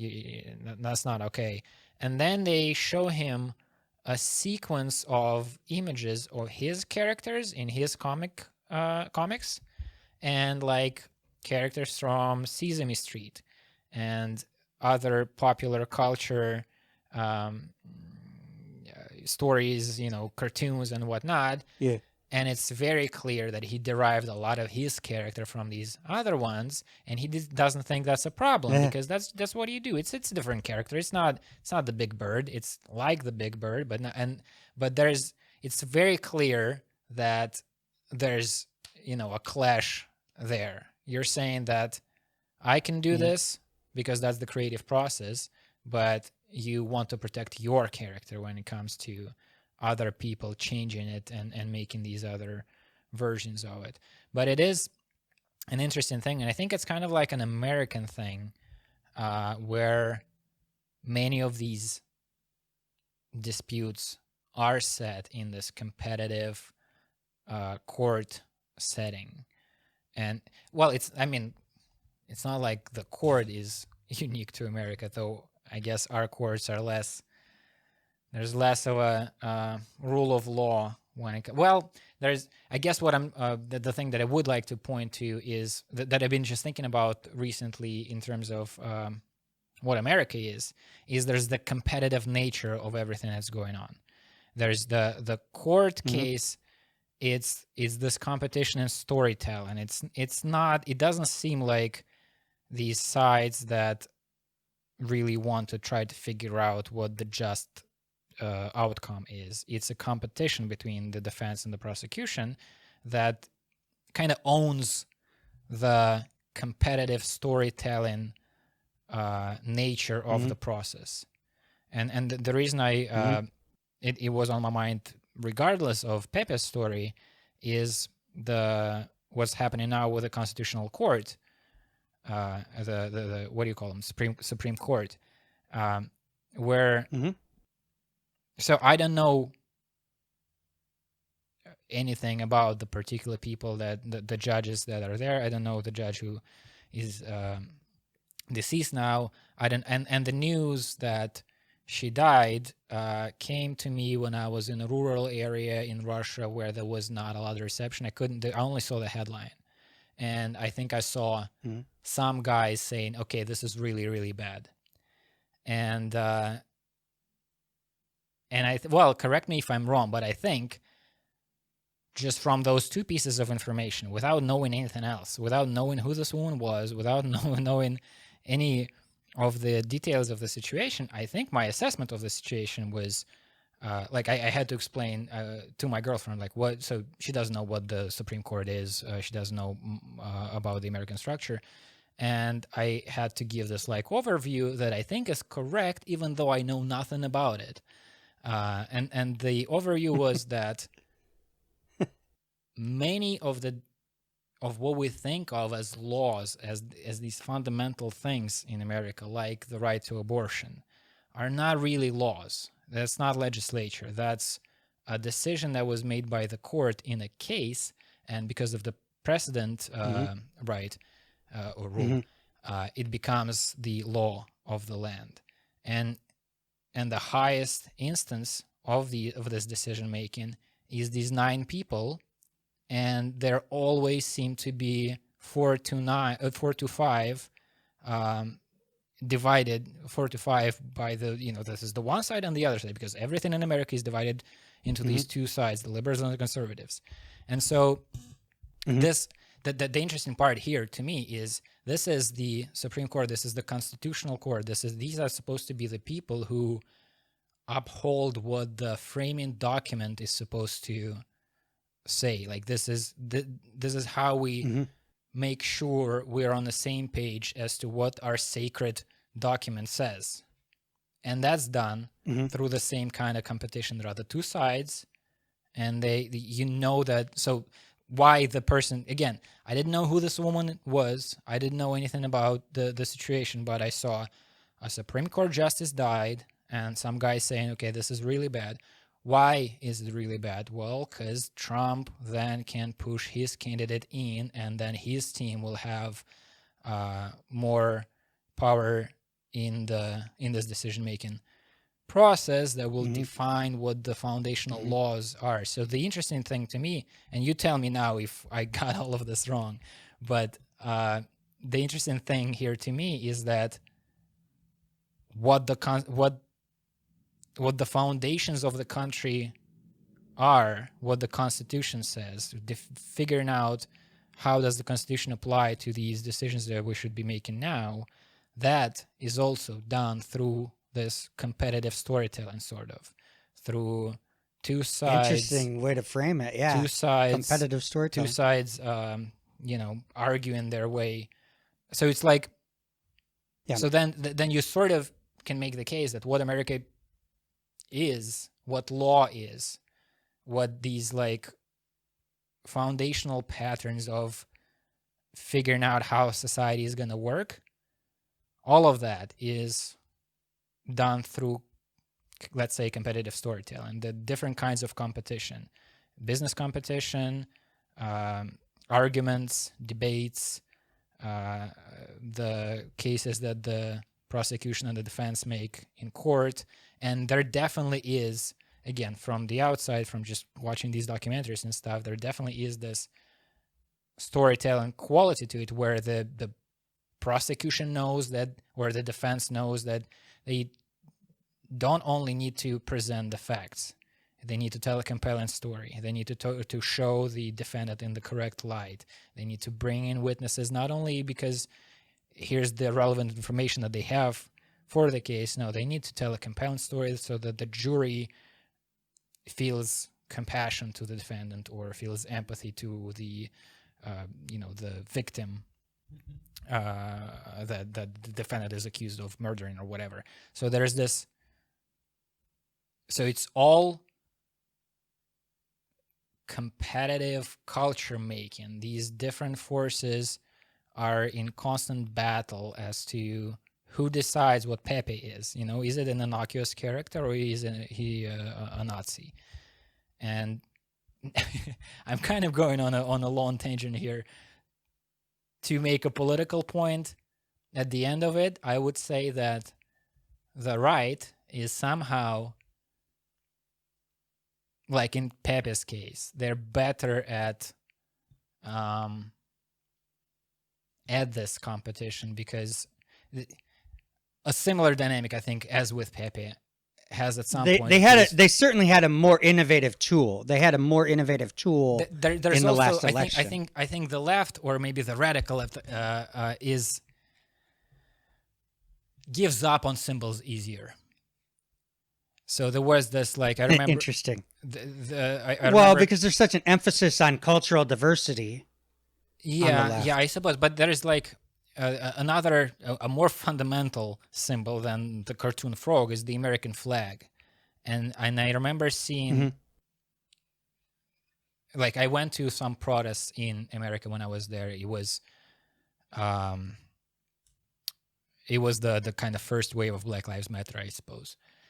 And I remember this confusion about the American flag at these protests, where somebody would carry an American flag and other people would criticize them for it because we're like protesting the horrible system. Yeah. And that person then would have to defend, no, like, I want America to be better. I don't want America to not exist. I don't want to give up on America. I want America to be different. Yeah. And this flag is my flag. Yeah. It doesn't belong to the police. It doesn't belong to the government. But that kind of guy, I think, was in the minority at those protests. And so I was thinking about... Definitely, I was thinking back to, like, the Ken Kesey, Hunter S. Thompson type characters who were very much the counterculture, who were doing the drugs that you could get in jail for possessing, and were in this, like, cultural battle against the mainstream, but they owned their own Americanism very much, and I think the current left isn't doing that, and there's, I'm trying to make this analogy between Pepe and the American flag. Like, you could have, like, that guy, the creator of Pepe, at one point launched a campaign, Save Pepe or something like that, where he was asking people to post good, wholesome Pepes to reclaim him. And I don't think that worked very well. I don't think, like, people eventually kind of forgot about that character in America, and then he popped up in Hong Kong. But but when the two sides fight for a symbol, I think the right has a better grip on it, and they're better at claiming the symbol, and then sometimes making it so that the other side can't use it anymore. This is now ours. I think one thing I see is, the generation that Joe Biden represents, which is dying, they grew up, it was just taken for granted that you could go to a July 4th parade with the flag, and then the Vietnam War came, and there was some flag burning, and there were some changes, and people started getting conscious about colonial power, right. About imperial power. People started becoming aware of that, and the cosmopolitan ethos of, like, a Kwame Appiah, I think I got his first name wrong, but it's a great ethos, right? Internationally, globally, what if we could be a global community? Robert Wright embodies it. Massimo Pigliucci embody it. That's great. But as at the level of the nation, how does that function, right? And so what the left is having this trouble, like the people on the left that were really successful got behind this Bernie guy because he's very memeable. You can recognize this guy, and similar to the flag, he's very memeable. But the thing is, then you get so far in the party, and the party says, yeah, but here's the thing, guys. That works very well for this, but we can't just represent workers of the world. You know, we have to think about the nation and how to figure out how to have a structure for the nation, and then compete in a national election based on that understanding and fight for all the people in the center of the country. And if you can't use your own nation's flag to identify with that nation as being somebody who is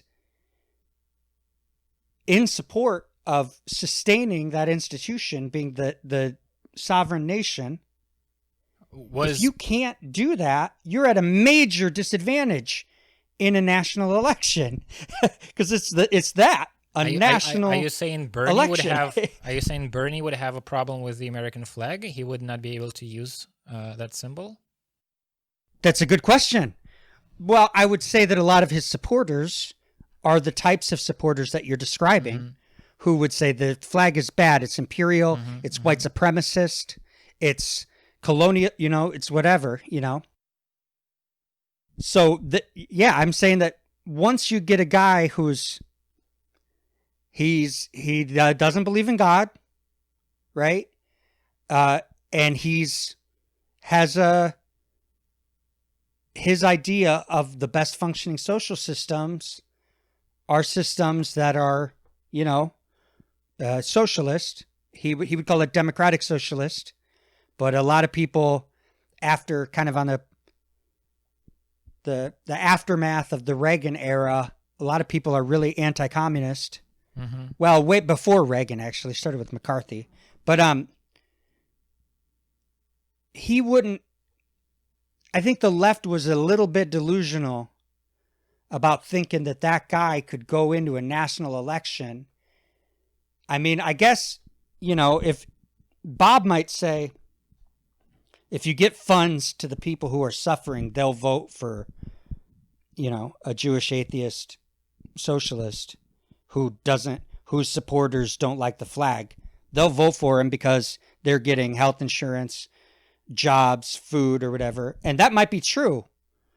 But it's I don't know, it's a disadvantage in a lot of white Christian rural communities. I just don't see him getting a lot of votes in most of Michigan or most of Iowa or most of, you know, he had a very ardent supporters, but. And do you think Biden is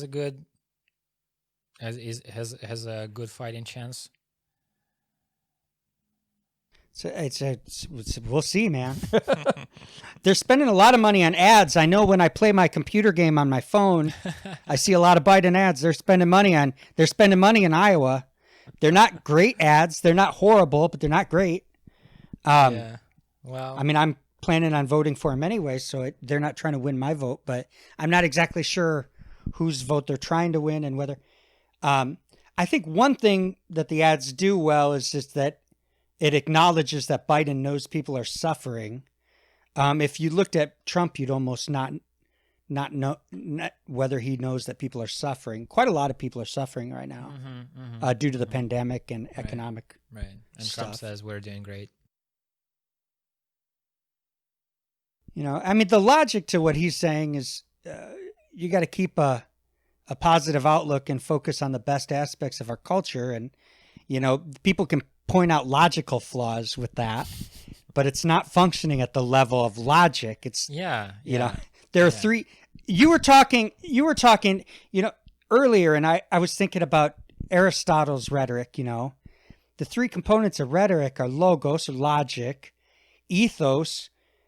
Can you trust me as a person? And is what I'm arguing, does that talk to your ethical sensibility? Is it consistent with our values, etc.? And then pathos, the emotional appeal. I mean, Trump isn't as strong on the logos end of the rhetoric, but he's very strong on the other two. You know, and Biden's biggest problem is that we'll see how he does on Tuesday. He's just slowing down. I think when he was younger, he would have a much easier time beating Trump. Yeah, I've never seen a Biden that made me feel anything. So like my first introduction to him as a character was he was the smiley vice president who was never presented as. Yeah, we have a young person's idea of him because we got introduced to him late. I guess there's a lot of stuff that he did as a senator where he did give a lot more rousing speeches and stuff. He also plagiarized people and said a lot of dumb stuff, but I have seen some talks that he's given that were actually like, oh, he's way smarter than I knew. The old talks? But they're all older videos.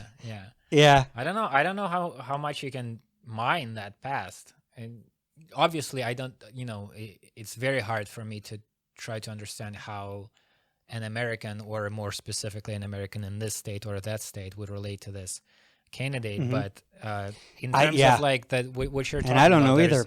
There's the emotional part too. There's the general kind of vibe. Like from the outside, I think sometimes I don't know. We'll see how the election goes. I have a hard time imagining a person getting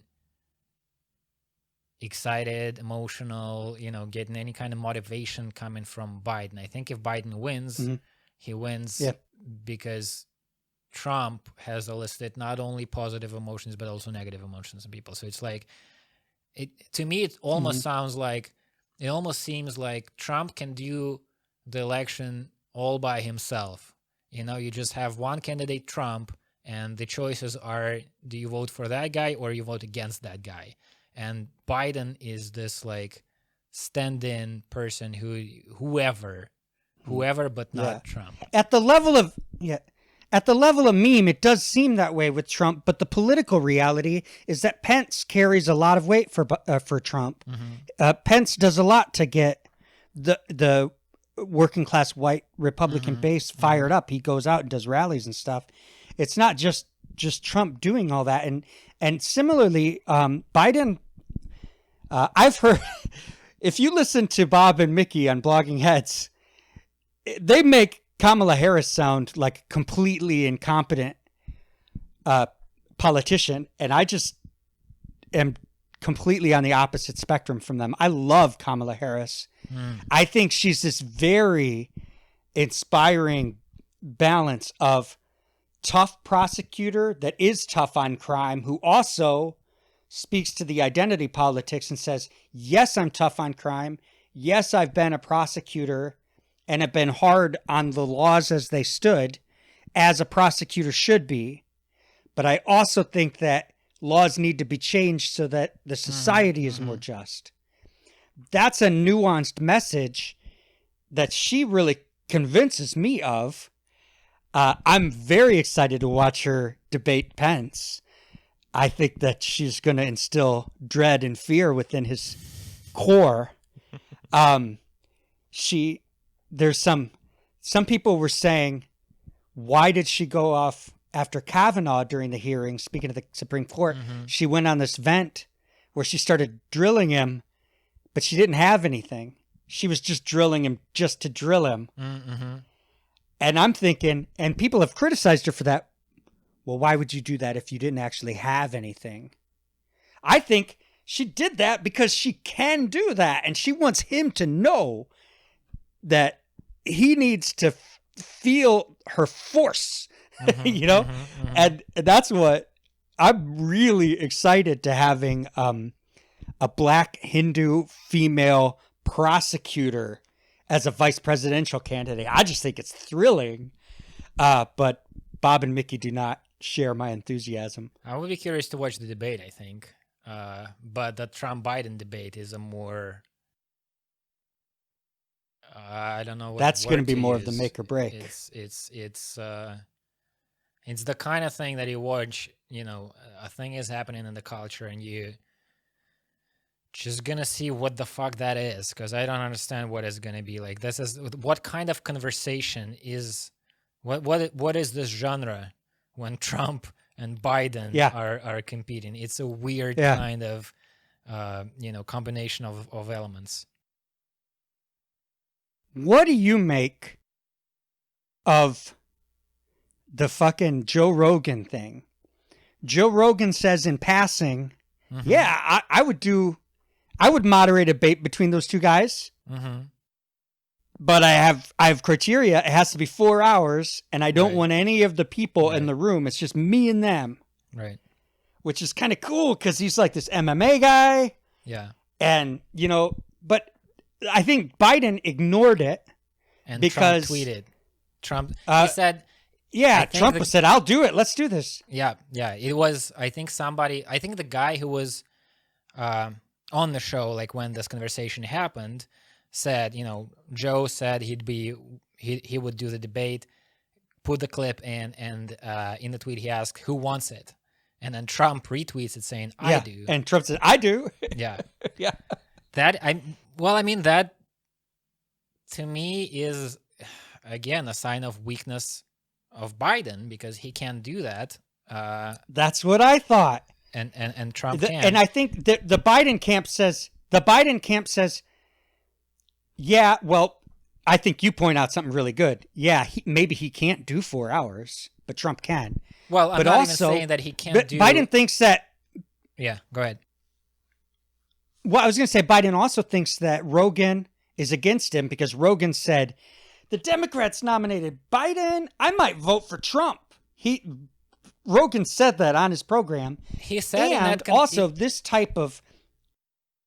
He said in that conversation about the debate, when he said how he would go about having a debate, he also said that's not going to happen.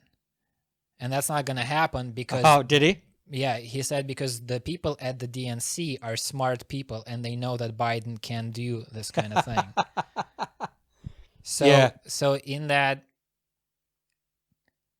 I mean, this is the kind of... That's one of the things, again, about Trump, is he's willing to pick any fight. And he's willing to go into and that's the thing. I wanted to go on the Matt and Matt Lewis and Bill Scher have a weekly Zoom call for supporters. Mm-hmm. And I really wanted to go on this week and get them talking about this Joe Rogan thing, because I think it's a wild card. And I'm not hearing, like, I heard Stephen Colbert make fun of it and a few little things like that. But as far as main media representation, I'm not hearing anybody talk about the significance of the DNC and Biden ignoring it. And I think there's a real significance, and it goes into what you just said. The DNC, according to Joe Rogan, who's, a Tulsi Gabbard type guy. Tulsi Gabbard thinks that the DNC is, quote unquote, rotten to the core, she said. Right. Which I love Tulsi Gabbard, but I might have different political ways of talking about it. But their allegation is the DNC is smart enough to know that type of debate is an advantage to Trump. Mm-hmm. Trump knows it's an advantage to Trump. They don't want to go into that, and therefore they're not going to. Like Joe Rogan said, they're smart. They're not going to make a stupid move. Okay. But here's the thing that they're not taking into consideration. Yes, they're right. That debate would advantage Trump, yada, yada. But when they choose to ignore that kind of thing, Trump has a card he can play with the basket of deplorables, and that is, it's obviously rigged. The DNC and the major networks, it's obviously rigged. Right. They're all in cahoots. Right. They're all out to try to get me voted out. Right. Just like Bloomberg's paying felons off down there in Florida. It's just like that. They're trying to get the worst of the worst to get me out of office, but we're not going to let them, are we, people? And that Trump has that card now. So they gave him that card. You make a good point. I would, if I were Trump, I would bring it up at the actual debate I would say that the structure of this particular debate, I don't know what the structure of it is, but it doesn't matter. He can say that the structure of this particular debate is dumb, is rigged, either against him or just doesn't have the interest of the American people at heart, because what you want is what Rogan suggested, a long conversation where issues can be debated at length with a moderator that's smart, is gonna whatever, you paint the picture of the good debate of how to do it properly, and then you're saying we're not doing that because that guy is afraid of that conversation. Instead, we're going to do these zingers, and you know what? I'm better at zingers, so it doesn't matter. I'm going to win anyway. He can play this card pretty well if he chooses to. Yeah. Rogan, by the way, he went even further. He said not only that debate at his podcast is not going to happen, he said the debate between Biden and Trump is not going to happen, period. Because the some DNC people were speculating, yeah. But that's supposed to be on Tuesday, right? That's as of 3 days from now, this is happening. Yeah. So yeah, we'll see. I know of nothing saying otherwise. Yeah. Yeah, we'll see. We'll see how it goes. It's interesting, but yeah, there is a thing about the willingness to participate. That's the thing about Putin. He's never done a debate ever, and he's gone through these elections, right, where he was voted in as president, and the debates are a part of that process. And he's never done a debate because it's not that he would lose. It's not that he would be bad at a debate, especially since all the people participating in the debates are controllable. The Navalny types are not allowed. He does not participate in debates, I think, because he wants to. He always says, I got work to do. I have this country to look out for. I don't have time for the rhetorical battles. And so there's somebody representing him. He likes to be above everything so that nobody, he's not an equal to some guy who's going to compete with him. He doesn't compete with anybody. He's the looking out for Russia, right? And so that is a position, that's an effective strategic position, I think, in his case, because he's been in power forever. He has the power now. He doesn't want that power contested. And so he stays outside. You can waste your time, or maybe not waste your time. Maybe it's worthwhile for you to do this political battle. I have the country to work with. That kind of position can be you can use it when you are in power and have a strong hold on it. When you're the incumbent, if that is the correct word to use, when you're in Biden's situation, a strong position would be, I'll pick any fight with you wherever, I'll win in any situation. I'm more capable than you have led the country to the chaos that it's in now, and any medium, any place, any time, I'll fight you. And he can't do that for all of these reasons. So that is just I'm not saying, I don't know how it's interesting. If Trump brings up Rogan at that debate, that'd be a very interesting thing, I think, to happen. What kind of conversation that would create. Until you just mentioned this possibility, I've never thought about it. It would be really interesting. But if he doesn't, then I think that particular thing is not a huge factor. Maybe I don't know. Yeah. I guess I haven't thought about it. But it's just one illustration, one expression of the overall dynamic where Biden has to play this careful game of just not annoying people, I suppose, of just not saying something really dumb, and that'll suffice. I think that's the strategy, right? You just carry on as a old reasonable guy. Just you don't have to say anything of substance. Just don't say the dumb thing, because Trump will say something dumb, and people hate him already. This was yeah. This is the nature of my worry, and nobody will pay attention to me.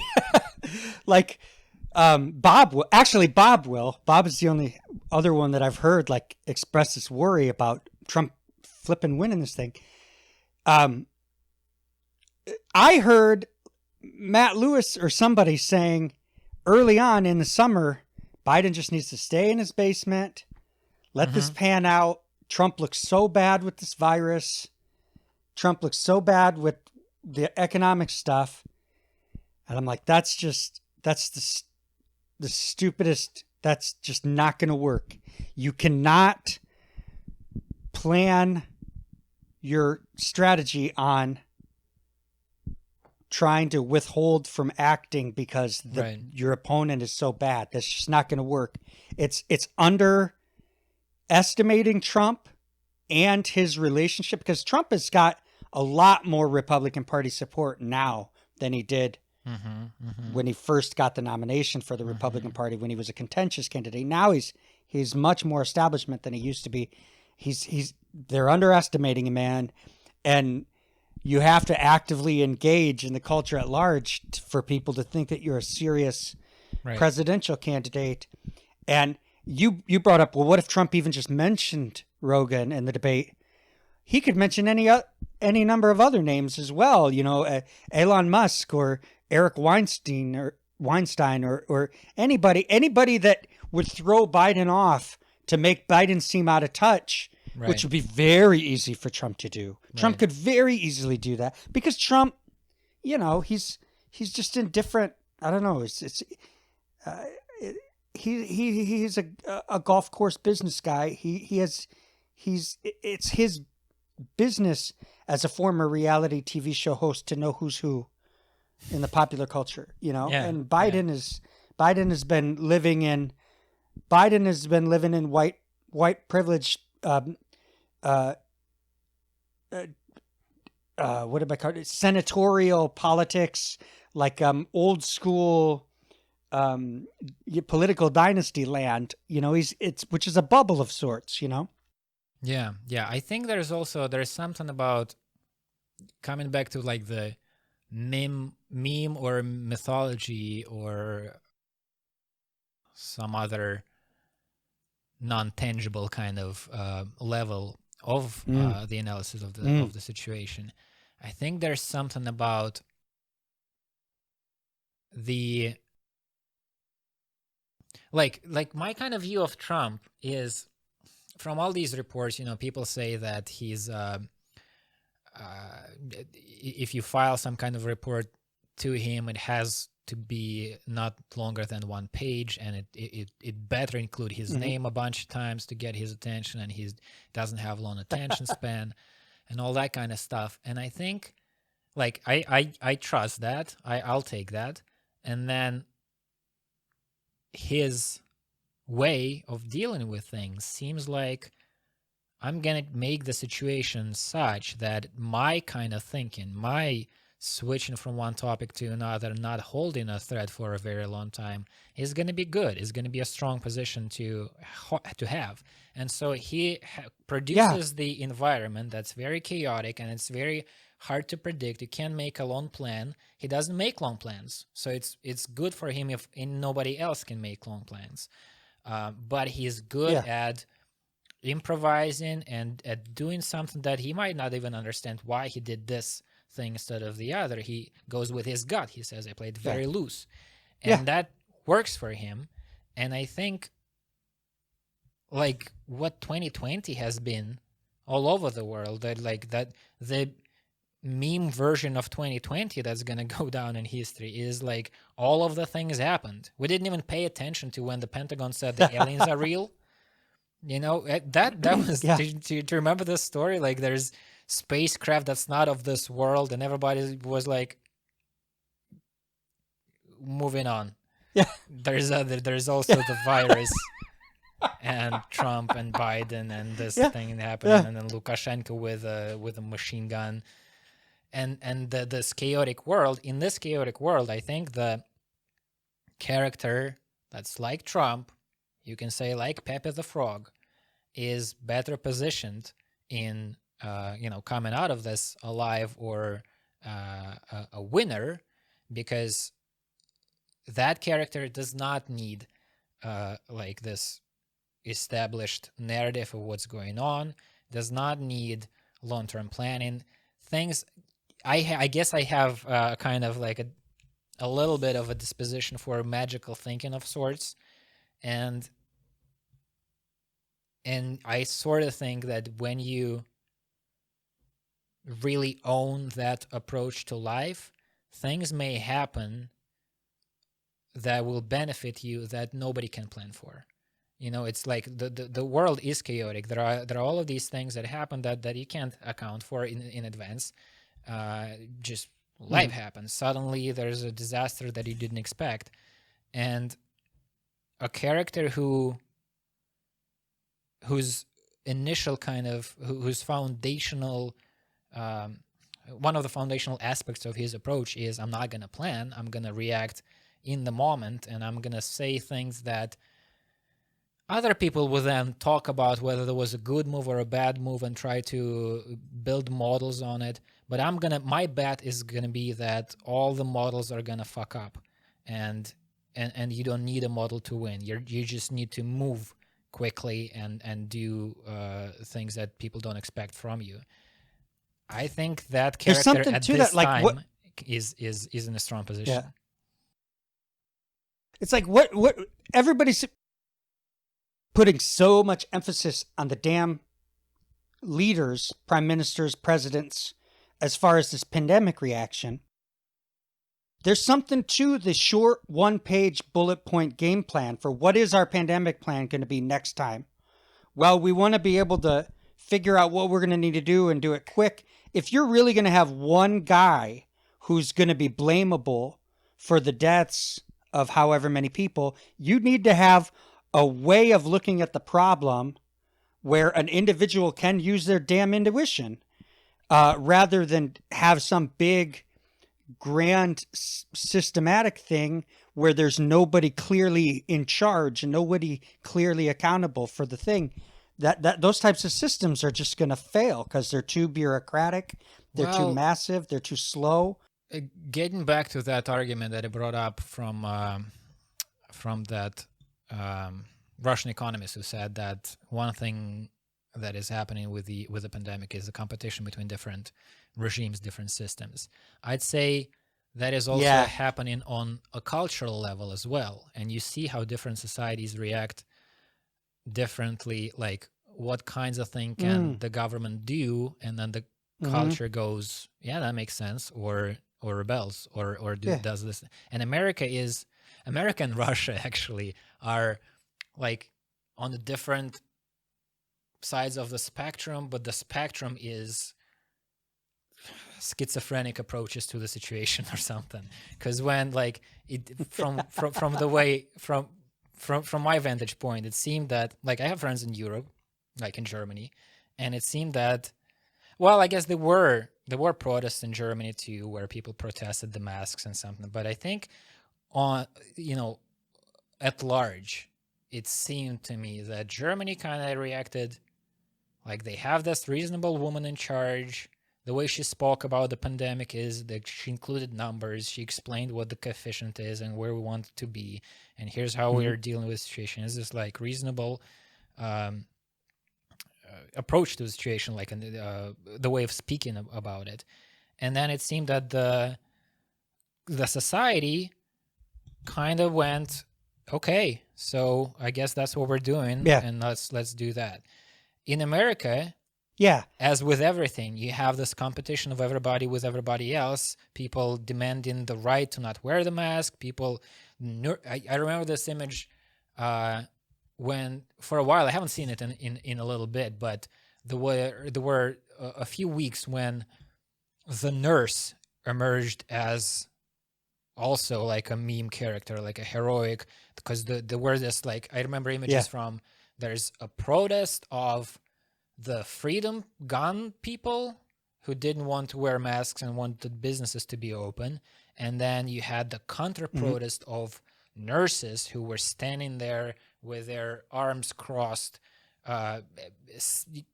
silently saying that we are on the front lines, we're fighting this battle, and we're gonna so with Trump, without Trump, if you forget for a minute about the leaders, the country is not on the same page, and not only it's not on the same page, it's fighting about what should be done. It's on the individual level, on this group level, etc. And meanwhile, what's happening in Russia, like right now, I don't know how it's going to evolve, but right now, every time I go to everything's open in St. Petersburg. You can go to a store. Everything is functioning.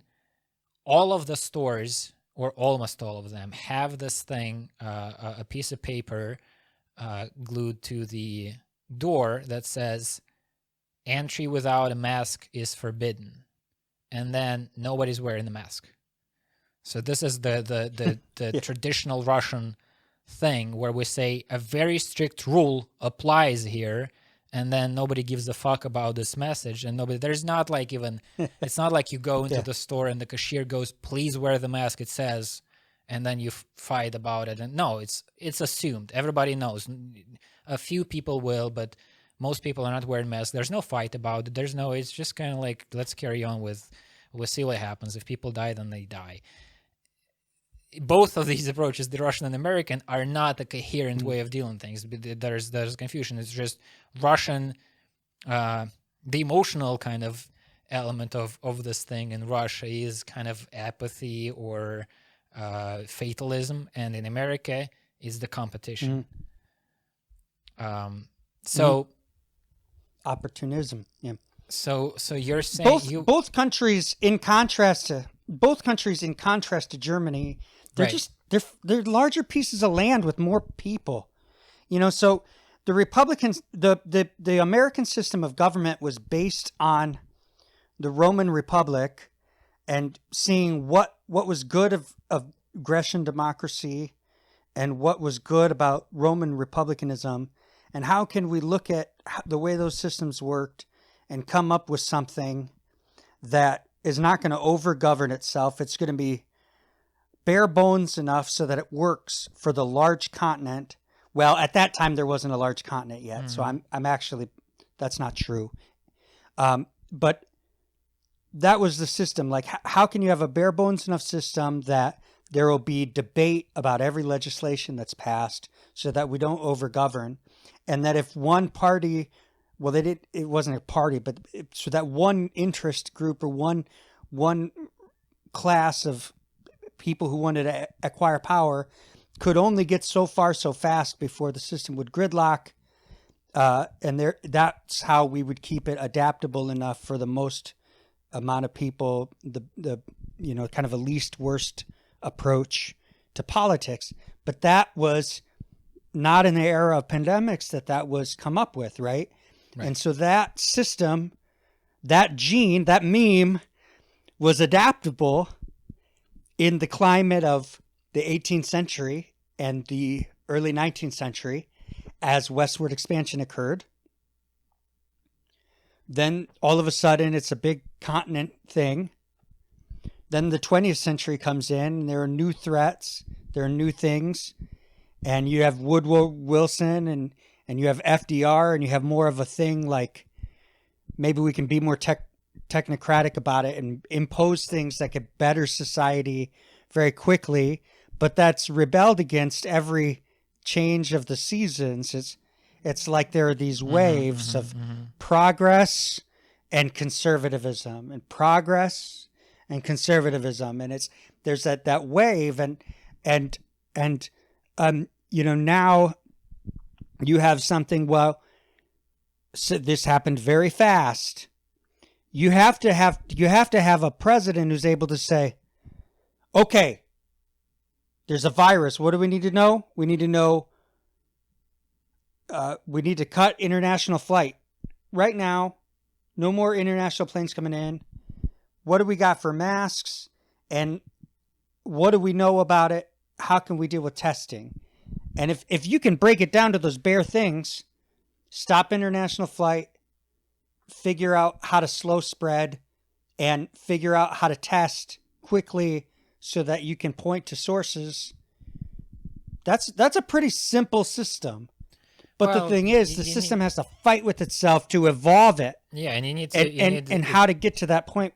You need it to be effective and functional too. As compared to the Russian situation right now, where we have this one thing on paper, and the reality is like the law is not, it's not the law, but these rules that are posted on the front doors of the stores are not enforced because, I don't know, people are tired of trying to enforce them, or people are tired of wearing masks and whatever. Oh, yeah. But my point about America is, like, there's the political part of it, the presidential part of it, where you would like to have a more coherent plan and messaging from the president. But there are other places where you could get a coherent, you could have healthcare specialists to get on the same page and produce some kind of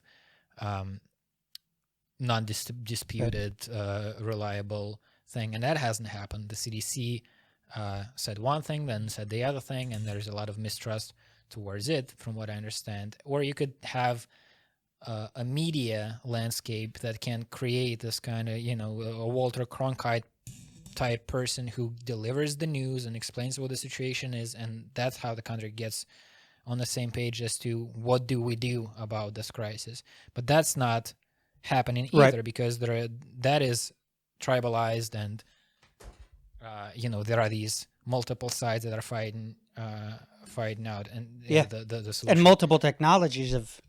multiple communications technologies as well. And you pointed that out with respect to Putin using television, and that being different from the internet. You can almost politicize the different media in some respects. Putin's using the internet now too, in various interesting ways. But there's, again, if you don't look at the situation as here's a fight I need to be a part of, and you don't assign blame to individual or parties, you just look at, like, here's the society, and here's how it behaves, here's how it reacted to the pandemic. America is the society that reacted in like 10 different ways at the same time, and there's all this infighting going on. And so that's one of the things, coming back to that idea that the pandemic is a challenge that allows different systems to show how they're going to handle it, or whether they're going to handle it. There are many good sides and strong points to what America has been lately, with this incredible competition of ideas and narratives and technologies and businesses and whatnot. But the pandemic highlights a negative aspect to all that. It can produce a lot of innovation, but when a crisis comes and the society needs to act as a whole, has an approach, like the approach can be different. Like Sweden didn't do anything or close to anything in terms like of the lockdown, right? They had this very like we're just gonna let this thing pass through, but that was an approach the country chose. The society seemed to be okay with that approach, and China has the complete opposite approach, and that's how their society, the totalitarian situation worked out, and that has been carried out coherently. And there are these different ways of handling it, and America, it seems, doesn't have a way to handle it. It's not this approach, it's not that approach. It's all of these things happening at the same time, arguing, fighting, and then something, maybe it'll, who knows, maybe it'll weirdly, paradoxically lead to something good where, I don't know, the next president is going to be a different kind of president, or the media is going to change because Rogan is going to do the next round of debates. I don't know. But right now it seems like it's a chaotic, frantic situation that is not solving the problem at hand. I think you're really getting at something. This is one of the things I love about Bob's thought, is he's got the whole idea of the non-zero logic of progression of human ingenuity. Is there's no guarantee that it's not going to just completely fail and there be a nuclear annihilation, or in this case a pandemic, take out a third of the population or whatever. There's no guarantee that bad things aren't going to happen and that systems aren't going to be completely incompetent at dealing with any threat. There's no inherent optimism, in the sense of optimism being like that things are good rather than bad. that said, it's really fascinating to look, though, at the level of the meme. You know, it wants to survive and reproduce. Well, what ideas about pandemic response are going to survive and reproduce? What are going to be the things that survive and reproduce them? Is it going to be the sense of liberty and the joy that, by golly, I never did have to wear a mask? My grandma died, but I never did have to wear a mask, you know? Or is that the meme that's going to survive and reproduce? Or is it going to be like, oh, I love liberty, but it did make sense to do this mask thing. You know, we have a lot of masks in Iowa City. We also are the hotbed for the virus in the state. So masks don't necessarily mean you're not going to have the most cases either. So I don't know. And what's interesting about this too, with Bob's theory of the Teilhard, Pierre Teilhard de Chardin global brain idea, is it's not just what memes are going to survive and reproduce in the United States, Right. but it's also globally what memes are going to survive and reproduce globally. So I don't know, man. So there's no reason not to thinking. What? Go ahead. Go ahead. There's no reason not to think that wouldn't, by nature, evolve into something more complex and responsive, right? Right. So and in this case of the meme, maybe some human death isn't, you know, we always think about at the level of the gene, it's whether the organism survives and whether the species reproduces. At the level of the meme, there might be human life lost as the best meme. Well, it's not even the best, is a value judgment. As the meme most capable of surviving and reproducing thrives. Right. There may be human loss at the expense of that. But 2-3 generations later, that meme that was able to best survive and reproduce is still going to be there. The thing that I wanted to throw in is that when we talk about the global brain, it would be beneficial for the theoretically the brain that theoretically may emerge if the different elements would be more interconnected. The value of learning, traveling, talking to people from different countries, learning about what's happening in different countries, being able to see the situation from the country's perspectives, and then it's perspectives within the country. It's like the Trump module is trying to cut off the neuroconnectivity. You got to email this to Bob. The Trump module of the brain is trying to cut the neuroconnectivity of WeChat and TikTok. Right. They're trying to cut that neuroconnectivity so that module can't communicate with the other modules, and that's a problem. If just your right frontal lobe was just doing the thing all the time, that'd be messed up, dude. Yeah, well, there's this dovetails into the other conversation that you and I were thinking of having about the sort of, you know, the McLuhan thing, medium is the message. There is a different world that you see if you look at it through Twitter or through TikTok or through other platforms like that.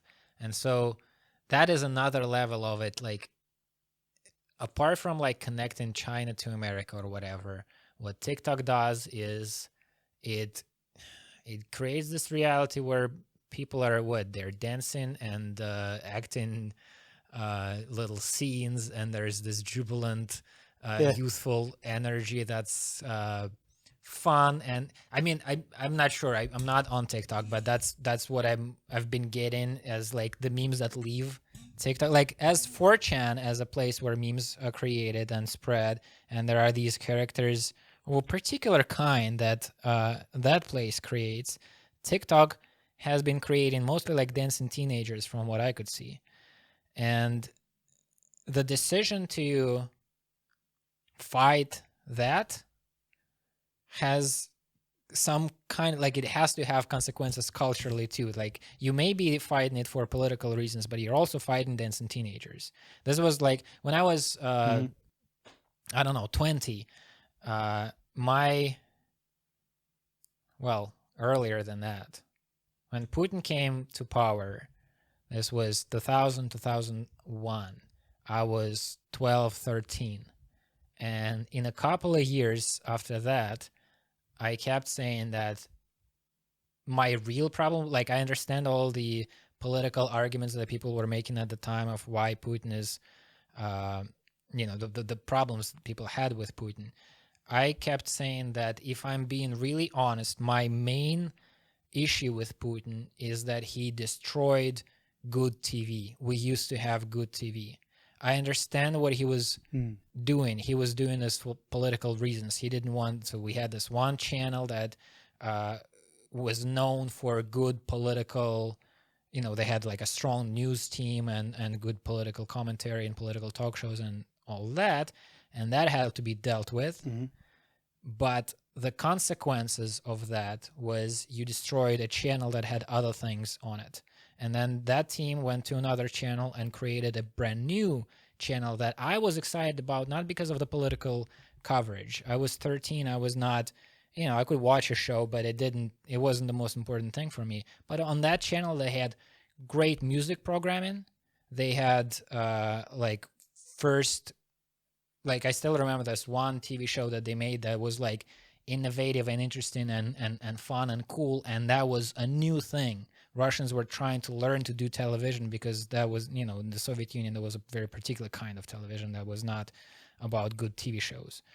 And all that innovation that existed in that collective of media people was killed. And then as time went on, more and more, like what television is, well, I don't know. I've heard that there are certain glimmers of hope on certain channels, but generally when you go through the main channels, the federal national channels on Russian TV right now, it's really, really bad. And it's political and angry and hysterical, but it's also bad. It's like celebrity gossip that is of very low level. There's not good TV that has nothing to do with politics, because it's a whole thing. It's an ecosystem, right? You can't just destroy the political part of what a TV team is, and that to not affect humor, let's say, that is going to be injured too. And so Putin didn't have, when he was making his moves on TV in Russia, he didn't have this goal of making sure good music is not present there and it's only shitty music that's there. But that was a consequence of fucking with a talented team of media people. And so I wonder what kind of consequences there are with these in these battles of platforms. Facebook creates one kind of reality, well, a bunch of, I suppose, realities, but they have something in common, and a way of talking and a way of representing reality and a way of analyzing it and so forth. And TikTok has a very different thing. It still, responds to what is going on in the culture, but in a different way. And Twitter is another way.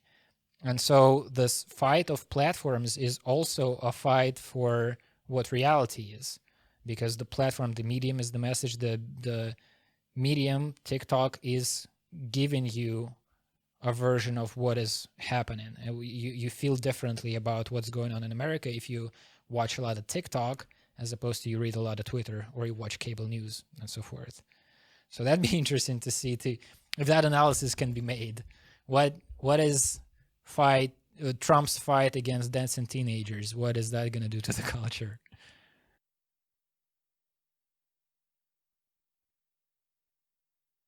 It's hard to know.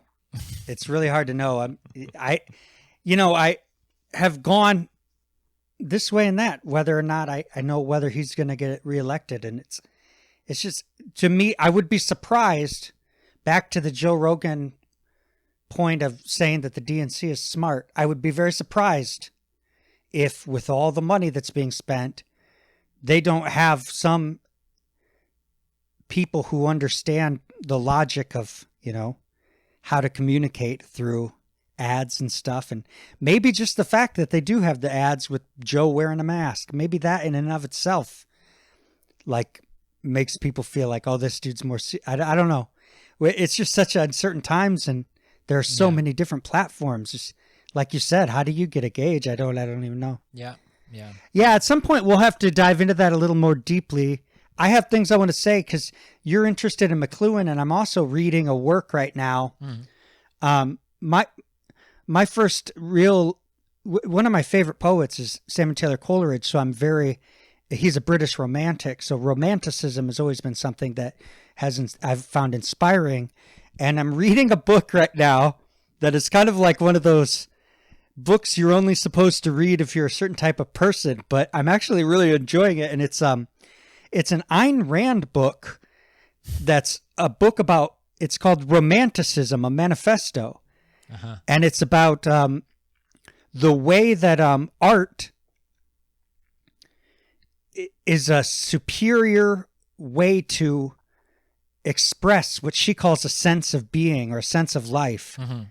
Art, and in McLuhan's language, the medium, right, allows us to convey all sorts of subtle shades of our assumptions very quickly, much more quickly than a logical treatise could do.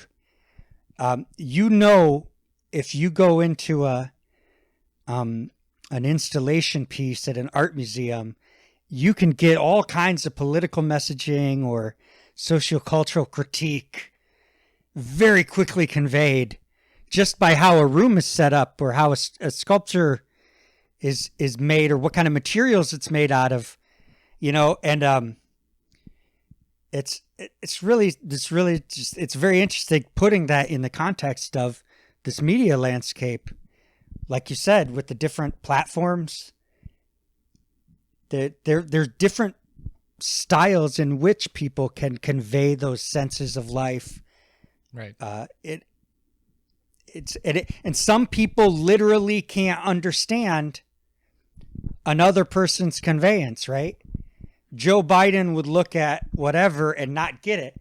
Trump kind of prides himself on, like, my guess would be that when Trump retweeted the Pepe Trump, it was him saying, "Oh, I'm hip enough to be able to appreciate that I get a kick out of what these kooky kids are doing," I think there's like retweeting that says I'm sensitive to a world of media that my opponent is not sensitive to. I think this might be a part of it, and then the other part is, again, the embrace of things that are confusing or difficult to understand or pin down. Is just like that. You don't have to think it through rationally to make a call. I think it's easier. Like if you try to, like if you're Biden, let's say, and there's not a consensus yet about the frog, but there's an image of you as a frog. You're not going to retweet it because who the fuck knows what that means? I don't want to put it out. Maybe it's something bad. Maybe it's something good. Maybe it's something bad. I don't know. You may make this decision after consulting with your team of internet analysts or whatever. Trump doesn't have to do any of that because a weird thing with me, and like he didn't look, he looked, that was the smug Pepe. The smug Pepe conveys the image of like a winner in a weird situation, and you don't necessarily know how he won or what he won, but there's like this, like he has a knowing smile, knowing like kind a Quanon kind of guy, So I think Trump didn't need to know anything about the context to just go, I'm gonna retweet that and see what happens. He knows that it feels good. It feels good, man. What you just touched on is, I think now I can articulate what my worry has been about everything about the Democratic Party, not just since Biden's nomination, but the whole time. And that is this: Trump beat Hillary for that reason that you just pointed out. Yep. It's intuition over logic.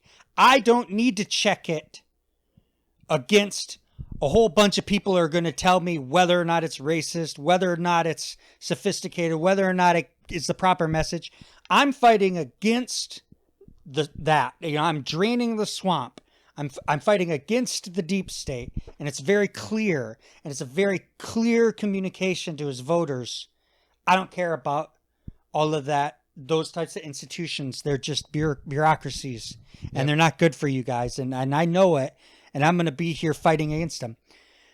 The Democrats either A, know that that's his game and just think that it's a weak game and they have better strategies.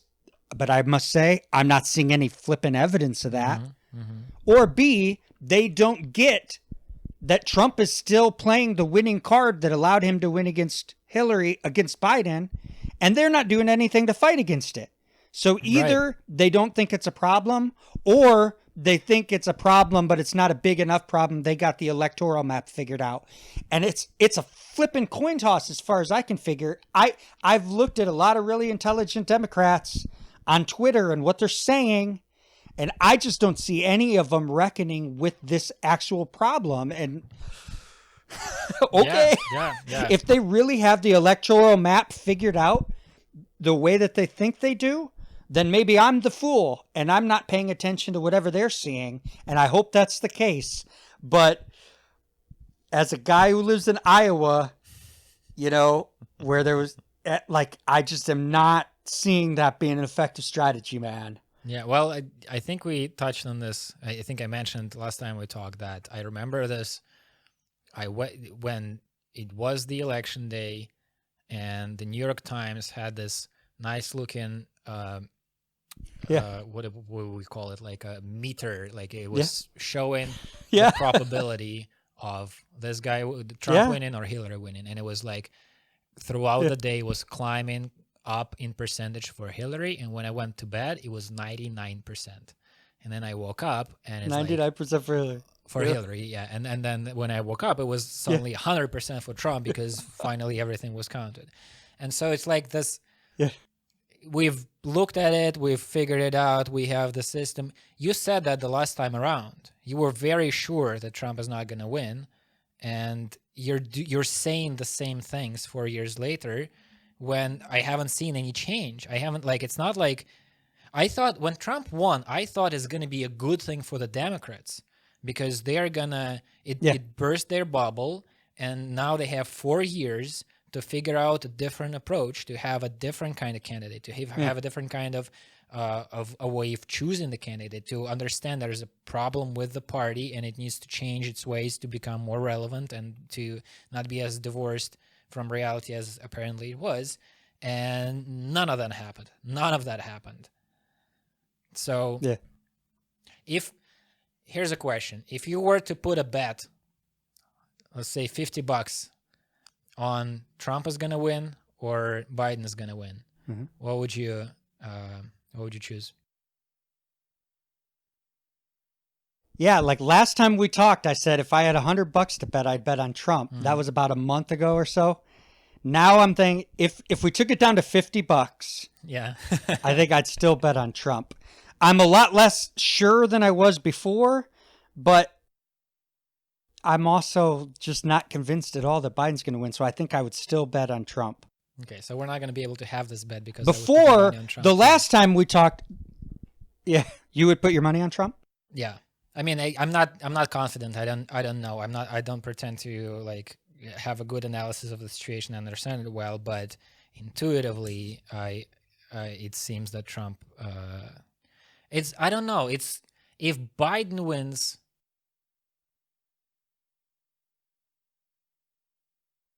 I don't know. There's something if you look at it as a story of here's how things are, or if you were watching a TV show and the cliffhanger of the episode until last is we're entering into the presidential race and it's either Trump or Biden who's going to win. The last episode of the season ending with Biden winning, that's interesting. That would make you think, what the fuck is going to happen in the next one? How they're going to redo the whole drive of the narrative or what? But I don't expect it. It would be, I mean, if they play it, if they were honest and they just came at it honestly, but you know how the Democrats work though. They don't play it honestly. They play it through Like Biden makes it look like he's the better candidate. This president is failing and not doing his job, and I'm going to do the job. That's bullshit. He is the 77-year-old vice president of the president from the last Democratic era. So he's like not even a sequel. He's like a coda. It's like a coda. It's like a little short replay. And what he's doing is he's setting up somebody like Kamala Harris for being the next contender for the next presidency. Mm-hmm. So if they would just be honest and tell the narrative like the narrative was, they might actually have a chance of selling that story. Because as we know, I think that's true, actually. Yeah, we're willing to watch multi-season television shows. We're willing to watch 6 seasons of House of Cards. If you just say, here is the aged man who was once like a pretty noteworthy senator, you know, not a Kennedy, but a pretty noteworthy senator who was the vice president of a very major Democratic president, who's now basically running as a one-term candidate to welcome in a new generation of moderate Democrat that's not controlled by the left wing, but is responsive to the cultural concerns of which the left wing is concerned. That's a complex, nuanced narrative, and they could tell that story. Yeah, I agree. That's not what that's not what Biden's saying when he gets on the microphone. That makes me think of the situation in Belarus, where at the beginning of the year, there was no coherent oppositional movement. There was no single candidate that movement would support. And the way the very coherent, very everybody's on the same page kind of movement appeared with the one candidate that they support is just through Lukashenko dismissing all the other candidates. The actual candidates that were in the race were trying to be in the race. This one was dismissed. This one was dismissed. This one put in jail. This woman, who is as the opposition would say, won the election, and there are reasons to think that that's actually true. She's the wife of the last oppositional candidate. That guy was put in jail, and so she stepped in as not even a one-term president, but a completely interim figure. She said, you vote for me, I'm going to make sure there's going to be honest election, and then I'll leave the seat and give the president's going to be whoever wins in that honest election. And that makes her a very strong candidate, a very strong a person who, you trust, because she didn't want to be in this mess. She ended up there because her husband was put in jail, and she's saying, I don't want power. I just want to do what I can for the movement, for the situation, and then I'll leave.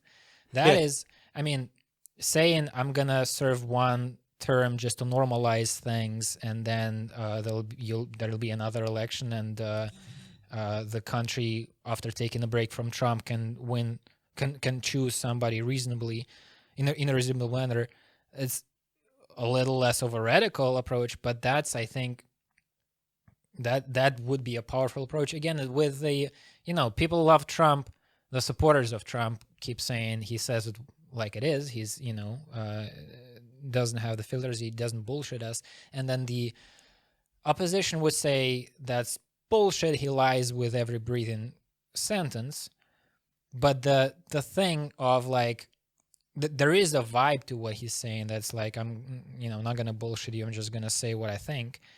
If you married that with actually saying something that is true, that would be a winning combination. Just drop the bullshit, talk like a normal person without trying to project an image of yourself. And when I was talking about the different societies reacting to the pandemic in different ways, Merkel was doing that in Germany. She's like, here's the situation, here are the numbers, here's how pandemics work, here's what we're trying to do, here's why the measures we're trying to do make sense. Let's go. If you take that approach, you might have a chance. I think, a better chance than like Mm-hmm. the theater. The political theater can work if you do it well. If you know how Yeah. to be theatrical, and Biden is not that guy. I That's don't just the think. thing. Not Yeah. today. No, that's what I was thinking as you were talking. I was like, Biden just isn't. It's not that Biden is lying. It's that he's not self-actualized. He actually thinks that he is a great presidential contender. He's run for president like 4 fucking times. Like he actually does think that he's a great statesman, Mm-hmm.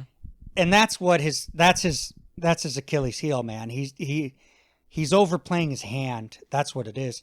If he understood who he was, now Trump bullshits about who he is, and he flies loose with truthfulness. He lies, as they say. Mm-hmm. He says things that are not statistically true, things that you cannot go out and measure. He bluffs constantly. He bluffs. Yeah. Because he knows who he is. People have always talked about his hair. He knows his hair looks bad. People used to talk about this way before presidential politics. Just when he was a businessman, he was known. He was a celebrity. Even before The Apprentice, he was a celebrity as a businessman, somebody on Lifestyles of the Rich and Famous. And people would talk about his hair. And the line was, he knows it's bad, but he's Trump. He does it because he knows he can get away with it, Right. because he's Trump, Right. Right. And like he's not overplaying his hand.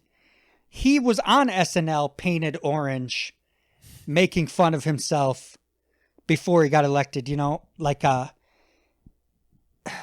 Biden that's just not what's going on. Now, Obama was self-actualized. Obama could say the highfalutin, intellectually complex Merkel thing off the cuff because he was a writer and he was a legal scholar and he's a good thinker.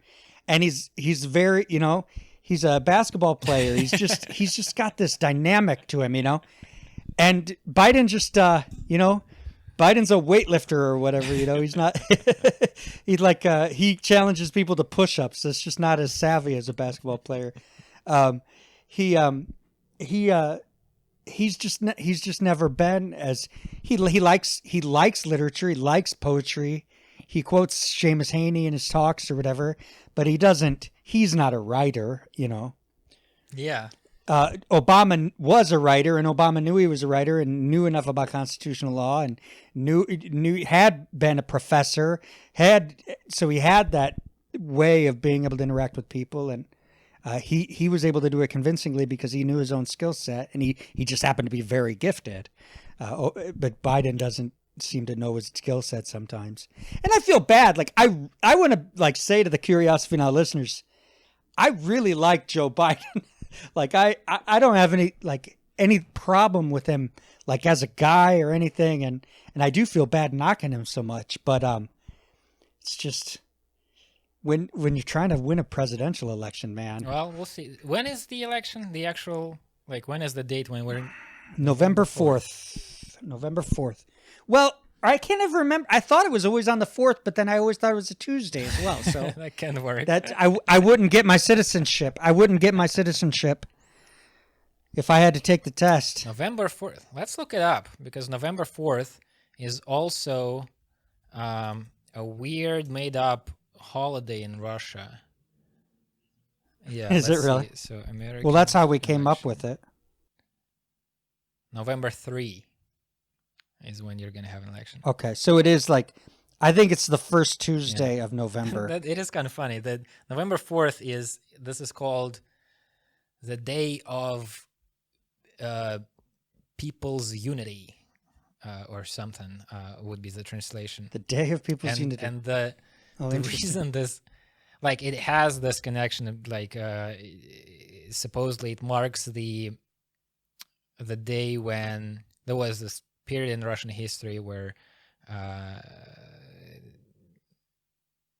was a period of Russian history when different sides were fighting for the throne, and then that ended with the Polish intervention. So the Poles were in the Kremlin, and then when they were driven away, That's supposedly what this holiday is about. The day when the Russia retook its sovereignty from the invader. It has nothing to do with the actual situation, though. The reason we have this holiday is because in the Soviet Union, November 7 was a huge holiday. That was the day of the revolution. And then in the new Russia, you can't, like, on the one hand, you can't just take away this huge holiday from people where they know that in November they don't go to work. There's this, like, it was such a big staple kind of of the calendar. So you can't just remove that, but you also can't be celebrating the fucking revolution, the communist revolution in the new capitalist Russia. That makes no sense. And so they came up with this thing, like, there's going to be a holiday a few days earlier, but it's usually a few days in a row that are off, days off, like vacation days. So it's like the communists can still think that they're celebrating the revolution. The rest of the country can think they're celebrating either the story about the Poles or just a day off. That's something to celebrate too. But you just have this, like, whatever, just these are the days off in the autumn. That makes me think a lot of as Christianity is overtaking pagan cultures. Exactly. You had the Yuletide season, and you said, well, let's just make this Jesus's birthday. And then we can just use the Yuletide celebrations and just put Jesus in there. Yeah, so this is, I just think it's interesting and funny that I was not aware that the way this November is going to work is you guys elect either Trump or Biden, and then we take the few days off to have a couple of drinks. Yeah, you're going to need it. We might take who knows, we might take some time off. It's gonna be a hell of an election, especially with the mail. We've had legally contested elections in recent memory. Gore versus W. Bush was a legally contested election, and the Trump election went late, as you were just saying earlier, and now we're having mail-in ballots thrown into the mix. Yeah. Ooh. This year still has things to throw into the news basket, man. Yeah, 2020 ain't dead yet. Oh, Nikita, I'm so excited. We entered Joe Rogan territory. I think we had a 3-hour conversation. Yeah, that's what Odessa is showing me. 3 hours 0 seconds for now, 0 minutes. That's truly marvelous. This was great, man. Well, it was good talking to you. Same here. Always a pleasure. Yeah.